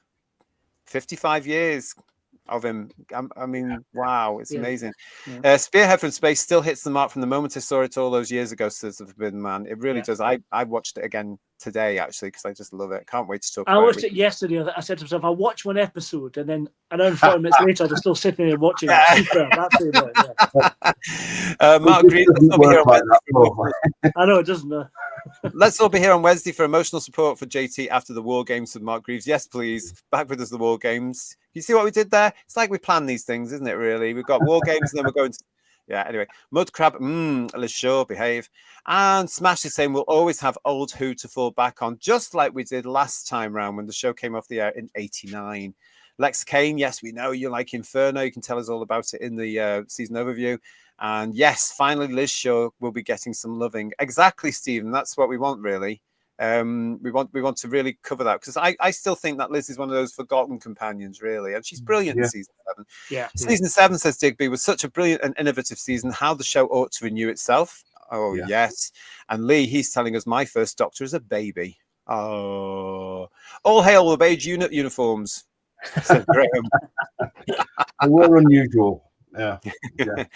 Lots of you have already getting read, like Paul here, Paul Schlefter, saying, I watched Spearhead over Christmas and I'm looking forward to this. Fantastic. Watch it again.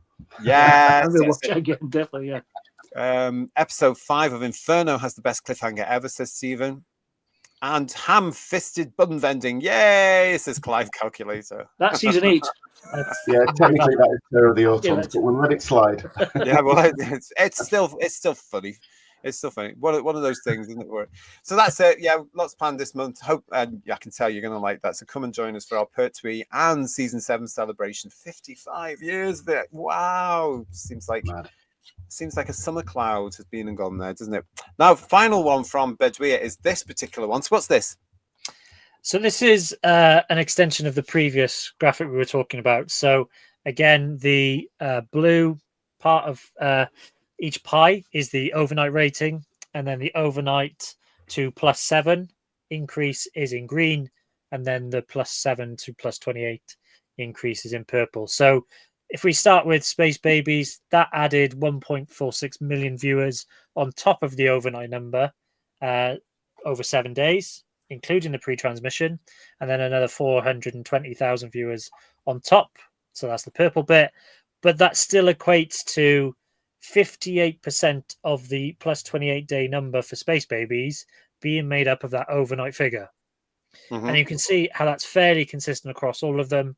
The only exception is Boom, where the plus 28-day number actually was slightly more than the overnight number. So yeah, I mean, we did see that 52%. increase, that slight increase for Boom, didn't we? I remember us reporting that it did see a slight increase in the ratings. Yeah, it had a big jump from 7-day overnight to 7-day by about yeah. Can't remember. It wasn't huge, but it was sizable for that particular series.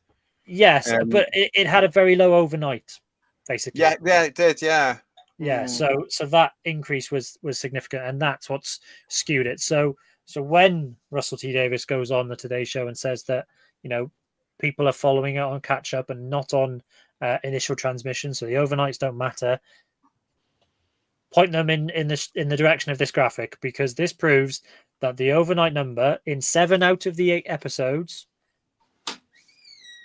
was the biggest proportion of your plus 28-day audience. Yeah. And there's the proof in the pudding, everybody. There it is there. This is why the overnight number matters. Or proof in the pie.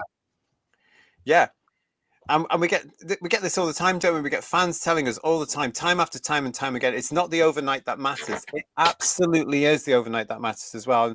And you've proved that beautifully. So when you're getting this on what happens on social media, when you're getting yourselves embroiled, Who viewers, in these discussions online, and people are turning nasty because that's what they do, as we know full well on this show when they come and visit us. You can tell them, no, it does matter. And then give them the link to this show and tell them to watch this, where Bedouia will tell them very nicely and neatly and with truth and honesty the facts. The overnights are important. Bums on seats have always been important, whether it be television or theatre, hasn't it, guys? It's Oh, yeah. I mean, yeah, completely. we hear about it more in theatre these days as well, because the prices are so high. They're not getting the bums in seats for part of the reason, and they're worried about theatres not being around in the next 30 years. Well, they're not going to be the way they're going. Let's face it. No. But there it is. That's another great diagram there. So thank you for that, Bedouia.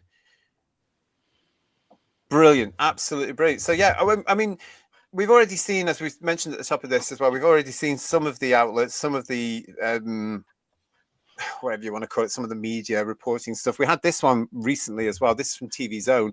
Doctor Who posts strong Christmas Day performances. Over 6 million tune in for the festive special. What? Ham and cheese toasty and pumpkin latte. Oh, the Doctor, played by Ncuti Gatwa, returned this Christmas for a time-hopping trip through the history of Earth. It carried on with a load of waffle, and then it gets to this. Joy to the World was watched by 4.1 million on Christmas Day, making it the 6th most watched programme across all channels on Christmas Day. Whilst the final figure is not yet available, the episode has already added over 2 million. They don't tell you that Gavin and Stacey got 18 million, though, don't they? They missed that out. Yeah, that's what to say. you know, ITV had Bullseye, and they brought the episode. They brought it back, didn't they? But they didn't do it on Christmas Day. They repeated it on Christmas Day. That's right. So if you play the game that the BBC does, you would amalgamate those two ratings, wouldn't you? Potentially, because which means they'd probably get around 10 million for Bullseye, wouldn't they? Probably, because the overnight I got for Bullseye on Christmas Day's edition was 5.25 million. Right, and it got more on the initial one, didn't it? So, didn't it? I don't know. We'll look in that one as well. I think we'll have a look at that. But can you make a note? That throws an ITV one into that rating mix, doesn't it? Could well do. Let's have a look at that, by the way. This tweet for itself from X, or whatever you want to call it, back the BBC. Christmas Day ratings after 7 days. Gavin and Stacey, 18.4 million. Wallace and Gromit, 16.2. Call the Midwife, 7.6. Can you spot the jump there in the figures? I mean, look how far down it goes. The King, His Majesty the King, please, 7.1. Doctor Who, 6.2. Bullseye, 5.6. EastEnders, 5.3. Strictly, 5.3. EastEnders, again, 5.2. Tiddler, 4.7. Coronation Street, 4.3.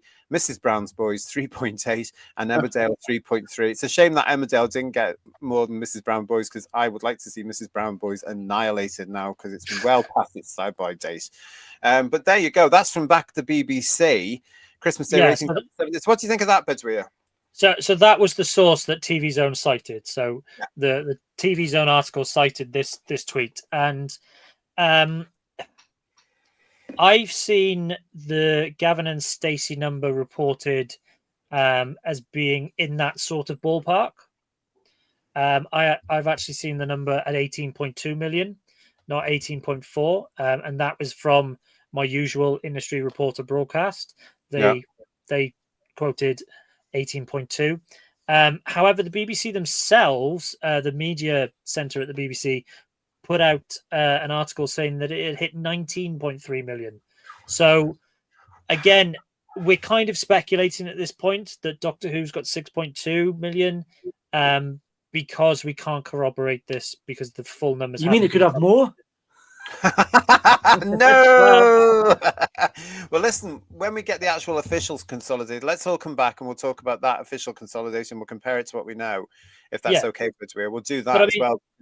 It's important to know it, isn't it? Yeah. So even if we I think we showed an earlier graph of all the Christmas Day episodes and we put 6.2 million on it. That is a 51% increase from the overnight, which sounds great. But Church on Ruby Road did a 58% increase. So that increase is down. And again, just to reiterate the point, it still means that 2/3 of that plus 7-day audience, assuming it's 6.2 million, is coming from your overnight figure. Yeah. Again, your point. The overnight is important. It's not the iPlayer that's saving it. No. No, I mean, what annoys me about that whole thing is, as we now know, is that they're always going on about how important the iPlayer is with the younger demographic. But the younger demographic aren't even watching Doctor Who now. They're over it. The sensible ones won't touch it with a barge pole because they can see through it and they see all the nonsense in it. Because one thing I know, having met a lot of young people recently as well of a certain age, is a lot of them are not going for all this woke nonsense. Thank crikey. There are some, obviously, with the pronoun using nonsense. But a lot of them are quite sensible and just want to get a job and make their way up, and they're seeing through things like Doctor Who and going, "Oh, I'm not watching that." And I think that's great. Actually, it shows me that there is a balance there. There are some people like our own Emilio and Kirsty, a certain age group, they see through the nonsense. Yeah, and they've got a lot of friends who are like them, so that's great news. But yeah, when we get the consolidated for this, the official announcement, then we'll come back and look at it. The other thing that we wanted to talk about tonight with you all, actually, is one thing that was missing from all our ratings reports throughout last year's series on 2024 was this little thing about audience appreciation. A lot of you were always messaging in or were commenting about where's the audience appreciation for Ncuti Gatwa's first series. There wasn't one until this week, because it seems to have been revealed. Now, this is Doctor Who TV, and as you can see there, the AI, as they call it, the audience appreciation figure, is there on the right of the screen. So you can see that the Church on Ruby Road got an AI figure of 82. It dropped for Space Babies to 75. The Devil's Board was 77. What, really? Boom, 78. 73 Yards, 77. Dot and Bubble, 77. Rogue, 77. The Legend of Ruby Sunday, 81. And Empire of Death, 80. It took them months, everybody, to release these figures. Pourquoi, I would ask. Well, were they done the back of RTD's sofa, were they? Yeah, the one that's in the reception in Cardiff at Bad Wolf Towers. But I mean, even this, I am very suspect. I mean, come on. I mean, I'm not so sure. I'm alleging these don't look real to me. I don't know about you guys. What do you think on this? Well, from my memory, they're a lot lower than some of the Jodie episodes, I think. So I can. So my AI data. Doctor Who's consistently in the 80%. Yeah. For just years and years and years. Sometimes it was higher, Peaky Tennant, it was a bit higher. But consistently would get scores of 80 something. The Jodie era, it did drop. Certain episodes. So Orphan 55 got like a 77, which I think is generous, having watched that. So that'd be like 73 yards, Dot and Bubble there, and Rogue. And Double Board. And then Flux was the first series where the average dropped below 80. Right. The whole series? Yeah. And although this series actually slightly higher in terms of average than Flux was, we're still in the 70s. Not good for Doctor Who, everybody? Remember, these audience figures can be looked at by industry professionals as a reason to continue a show or not continue a show when you tie it in with the ratings. One thing that Doctor Who fans, dedicated Doctor Who fans to this thing, as we're mentioning, will forget is that these shows cost a lot of money and they are there to be made to be watched. If they're not being watched, what's the point in investing in them and making the series just for a minority? There isn't one. There really isn't. It won't last on a minority watch. So somebody somewhere at some point, this is bad business. It's not making us any money. We're not making any profit of it. We can't sell it anymore because it's going through Disney or whatever. There's an awful lot of questions going on around Doctor Who at the moment, isn't there? And that is the latest one here, because if those figures from Doctor Who TV, as you can see there, I just don't know why it took them so long to release them and very quietly when they did. But I can understand why they sat on them, because it doesn't bode well at that time. Could this be another indicator that the deal's done? They know they're walking away now. I'm going to throw that out there. Could that be another reason? He was hoping, yeah. We've got a lot of you in the chat looking at these things and laughing. It took Dougie Smith saying it took all that time to make them up. It is a long time waiting for these things, wasn't it? Raymond saying to us, made up. If they are made up, I wonder how bad the real ones are then. Yeah. Oh, yeah. Nice to see you. The Lady Knightsbridge is with us there as well. Nice to see you. Bill Lowry saying it's hard to believe the BBC held onto the AI figures for so long. Nah, it isn't. No. Well, not if negotiations were in place as well and they needed all the good stuff, or as we used to say in the 90s, the positive stuff to report back. And then suddenly you're getting all this. I mean, because these people at Disney won't be that stupid. They will have been all aware of the online backlash and the media backlash to Doctor Who. That, with the ongoing thing that allegedly Disney is going through its own problems, its own changes now, that's going to figure surely. Digby saying, do you mean Disney won't just believe RTD when he goes, it's brilliant, it's wonderful, it's incredibly popular? I'd be very surprised. Digby Strawberry, isn't it? Yeah. Well, I'm sure. Oh dear, RTD has garnered a lower AI rating than the Chibnall era. Only 2 stories are at 80 or just above. I mean, in terms of average, no. So if you want the raw number, so the Flux series had an average of 76 2/3, and this series averages 77 3/4. Ooh, get him. So there's not a lot in it, but technically this has got a higher. But look AI what rating. happened. I said it before. Give him a badge. Give him a badge. No, I know. Okay. For mathematical excellence. I remember hearing though, the big around about 2020, I'm sure it was, where I started hearing Doctor Who's coming off air. I remember somebody telling me, have you seen the AI figures? They are absolutely dreadful. And no, I haven't, because I'm not interested in them, but I can understand why. And you see, that was whole part of that whole industry going, we've got all this data. The thing needs to come off air now. It's a bit tired. We need to look at this. And of course they didn't, when they should have done. Another show there completely. Come back in March. Isn't an AI at 75 like the worst thing ever, says Dom Go? Well, the AI rating for Capaldi's last series was 82.8. Woo! So it has gone down a hell of a lot, but so have the viewing figures. Stephen saying to us, those figures look inflated to me, but still lower in the 70s if true. Why so long to be released? No idea. And Paul Stanford, if people are still believing the BBC's official figures, I despair.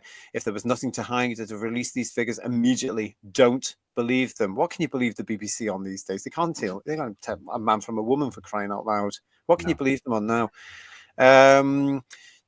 These cost a lot of money and are not watched, but enough about EastEnders, said Robert Payne. Ooh, friends of mine won't be happy with you. He's a big EastEnders fan. He really is.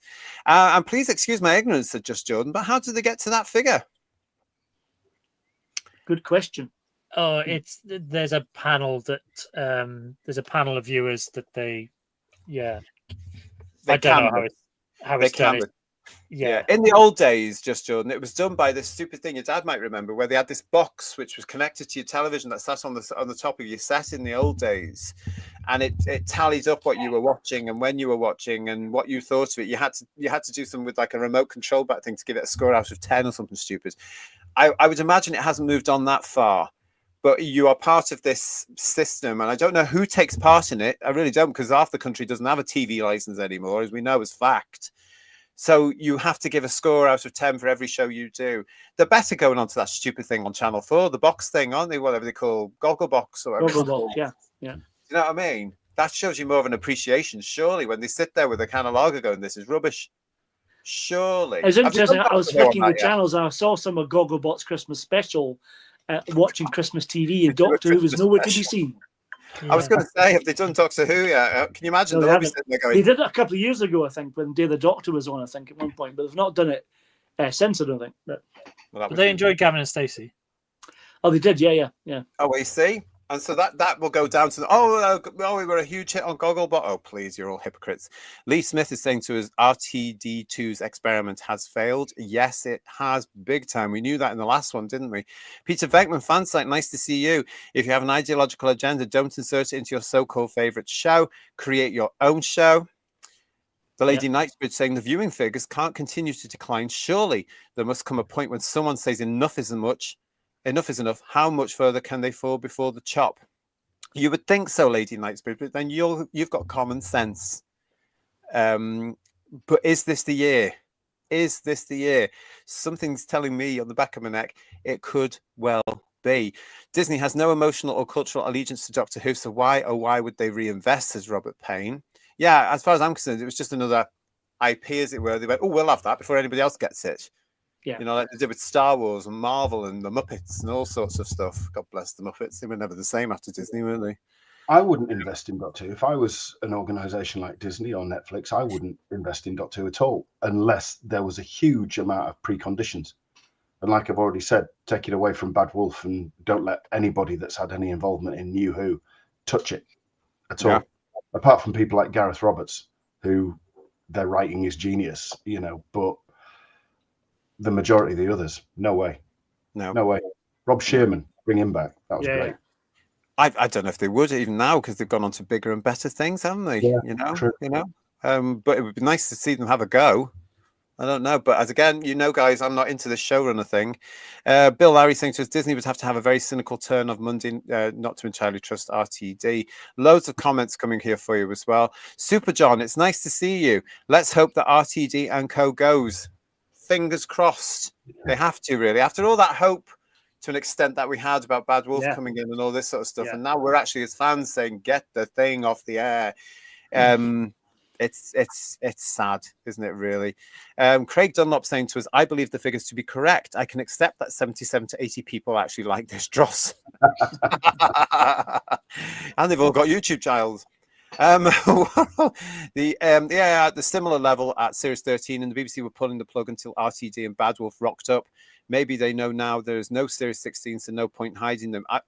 There's definitely something. Time will tell, Julianne, especially for us as Doctor Who fans, because it always does. And we will get to find out eventually, and everything will fit together eventually, just like it did once upon a time. Tidy Boy, nice to see you. Welcome to Who's Views. Those AI figures are a lot higher than I expected. How are they worked out? As I say, I think it's simply because they have a number of license fee panels. It's the British Audience Research Board canvassing opinion from them members or whoever, their panel, whatever it is. But trying to find them nowadays will be even increasingly tougher, because if you say yes to this, you have to admit you have a TV license as well. And as we know, more than half the public in the UK, or around about half, well, no, it's not. What am I talking about? a lot of people, I can't remember the full figure. I think it's nearly 3 million people in the UK, so it's not half at all, but 3 million do not have a TV license. It's a substantial amount. We've also got Raymond Williams asking us, is that panel made up of drag queens? Possibly. Wouldn't surprise me. Yeah. Some of them can't spell, so yeah, could be. Lovely to see you all on this. Fantastic. But, you know, it's great to see you. Stuart Busby, it's nice to see you. Hi, guys, late to the show. Lines for you. Would you mind recapping what the figures were, please? Oh, and this evening we've just cancelled our TV license. We've had enough. I'm not surprised. Did you watch Strictly? Did you watch Mastermind? No. You'll have to go back after the end of the show and watch it all again, Stuart. But welcome. I could do a quick run through. So, go on then. Go on then. Do you want me to go through the figures again? Yeah. So the overnight rating for Joy to the World was 4.11 million, which equated to a 32% share of the available audience. We've seen it reported that the +7 is at 6.2 million, which would be a 51% increase, but that hasn't been confirmed yet. There you Basically, go. Gavin and Stacey and Wallace and Gromit were the only things of note on Christmas Day.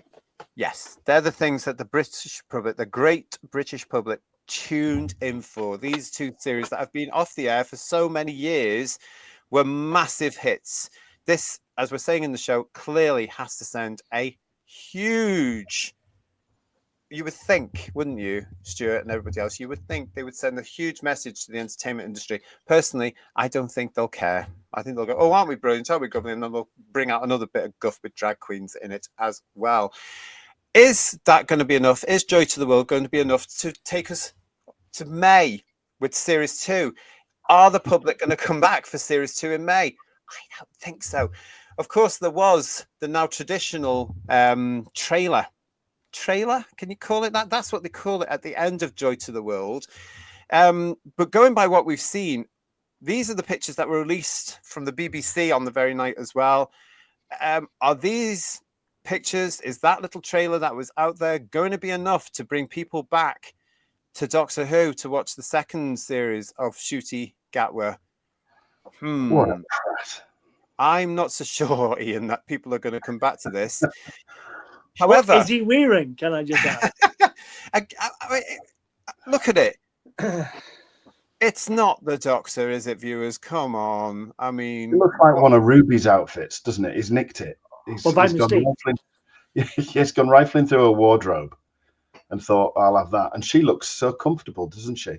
She's like, look, that side eye that's like that's saying, what the hell have I done? Yeah. How many and she's episodes effectively playing Martha Jones by all accounts as well, isn't she? So, well, let's have a look. Because the only people that seem to be convinced, apart from those people of fandom that we were talking about here, is, of course, Panini's Doctor Who magazine, who in the latest issue had this: into 2025. Woo! Viewers of Joy to the World on Christmas Day were treated to a preview of the 15th Doctor's second season, giving us a tantalizing glimpse of what's to come. The 30-second teaser trailer includes clips from the forthcoming season starring Gatwa and Varada Setu as new companion Belinda Chandra. There's a suggestion that, in a similar fashion to other TARDIS travellers across the years, the Doctor will be trying to get his new friend home. In the action-packed sequences, the Doctor's feet barely touch the ground. From what we are shown in the new series, looks dynamic and fast-paced, taking in an extraordinary range of settings across time and space. The Doctor is... Who can hear the Bad Wolf sign-off on this? You know what I mean? Oh, yeah. The Doctor is heard to say there are forces beyond this universe. It's all a game to them, but the games are deadly. So that's going back to the thread that was started with the reintroduction of the Celestial Toymaker in 2023. As expected, the new season will include regulars Millie Gibson, Gemma Redgrave, and Ruth Madley. There's also a brief shot of Anita Dobson reprising her role as the mysterious Mrs. Flood. Among the other elements on show are some red robots and a menacing cartoon character in old-style animation clambering out of the cinema screen and into the world. It's not long now before the full picture behind these intriguing snapshots will be revealed. So stay tuned, folks. And by that they mean stay tuned to us here at Who's Views, because of course between now and when this awful nonsense returns, we are going to be here to talk about all those headlines, those juicy tidbits of info that they're going to be bringing to us, because if it's anything like last year, they won't be able to keep the big gobs shut. Anyway, but Fantastic work as ever. Thank you so much for all that. Really, really appreciate it. I know all the Who viewers will do as well. So thank you, thank you, thank you, thank you. Let's have a look at this. Super John is saying to us, you need to look at what is bringing in the money. It's the classic series merchandise, the Blu-rays, the classic series toys that sold in B&M. Absolutely. Who got the new stuff? Super John, who got the new stuff that came out just before Christmas in B&M? I was in B&M over the weekend.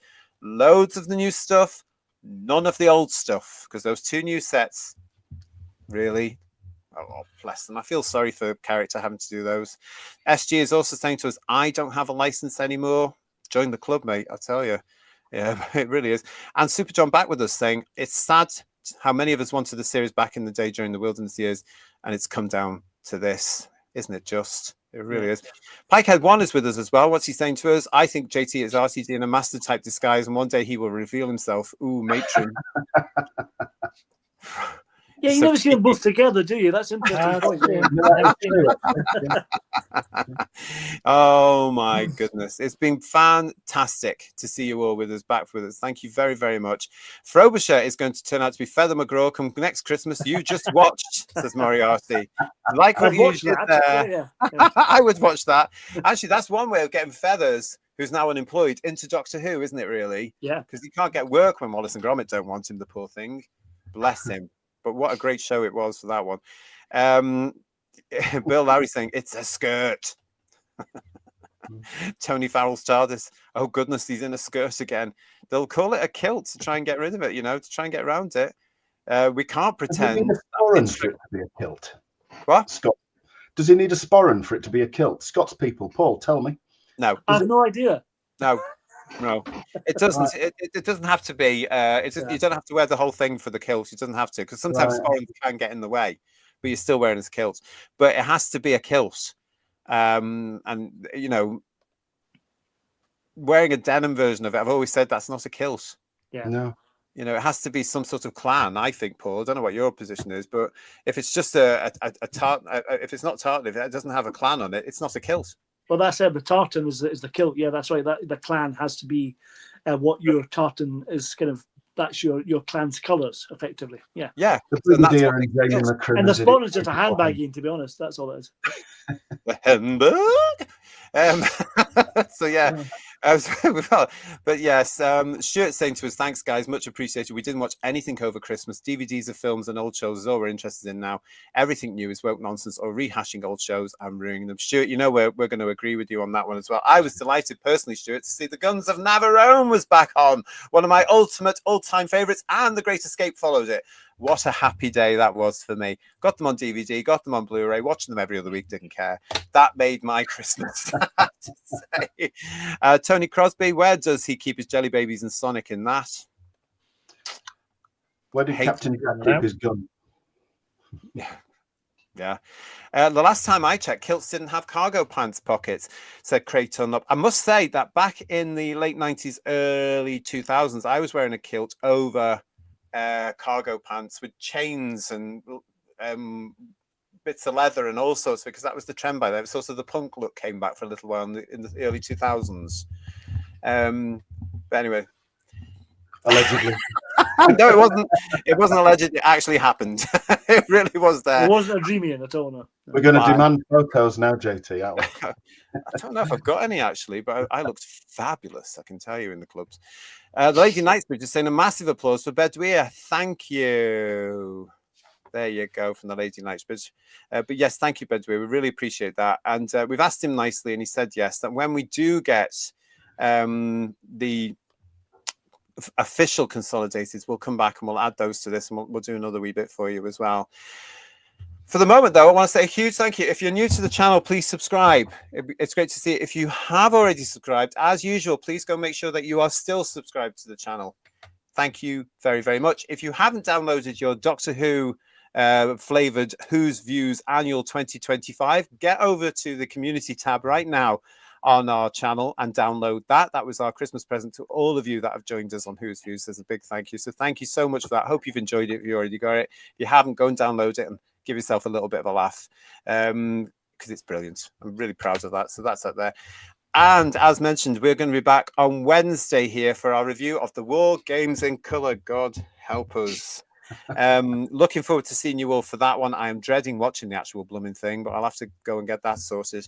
And then we'll be back for that. And then we are back, of course, with headlines next week. And then we're off into celebrating season 7's 55th anniversary. 55 years of the Pertwee Doctor. God bless him. From Paul, from Third Doctor Ian, and from Bedweer, from all of us here, thank you for joining us again tonight. We will see you very soon here on Headlines. Don't forget, when they drop a headline, we'll be here to talk about it. From all of us, ta-ra, see you soon. Bye, everyone. Okay, everyone, bye-bye. Bye, everyone.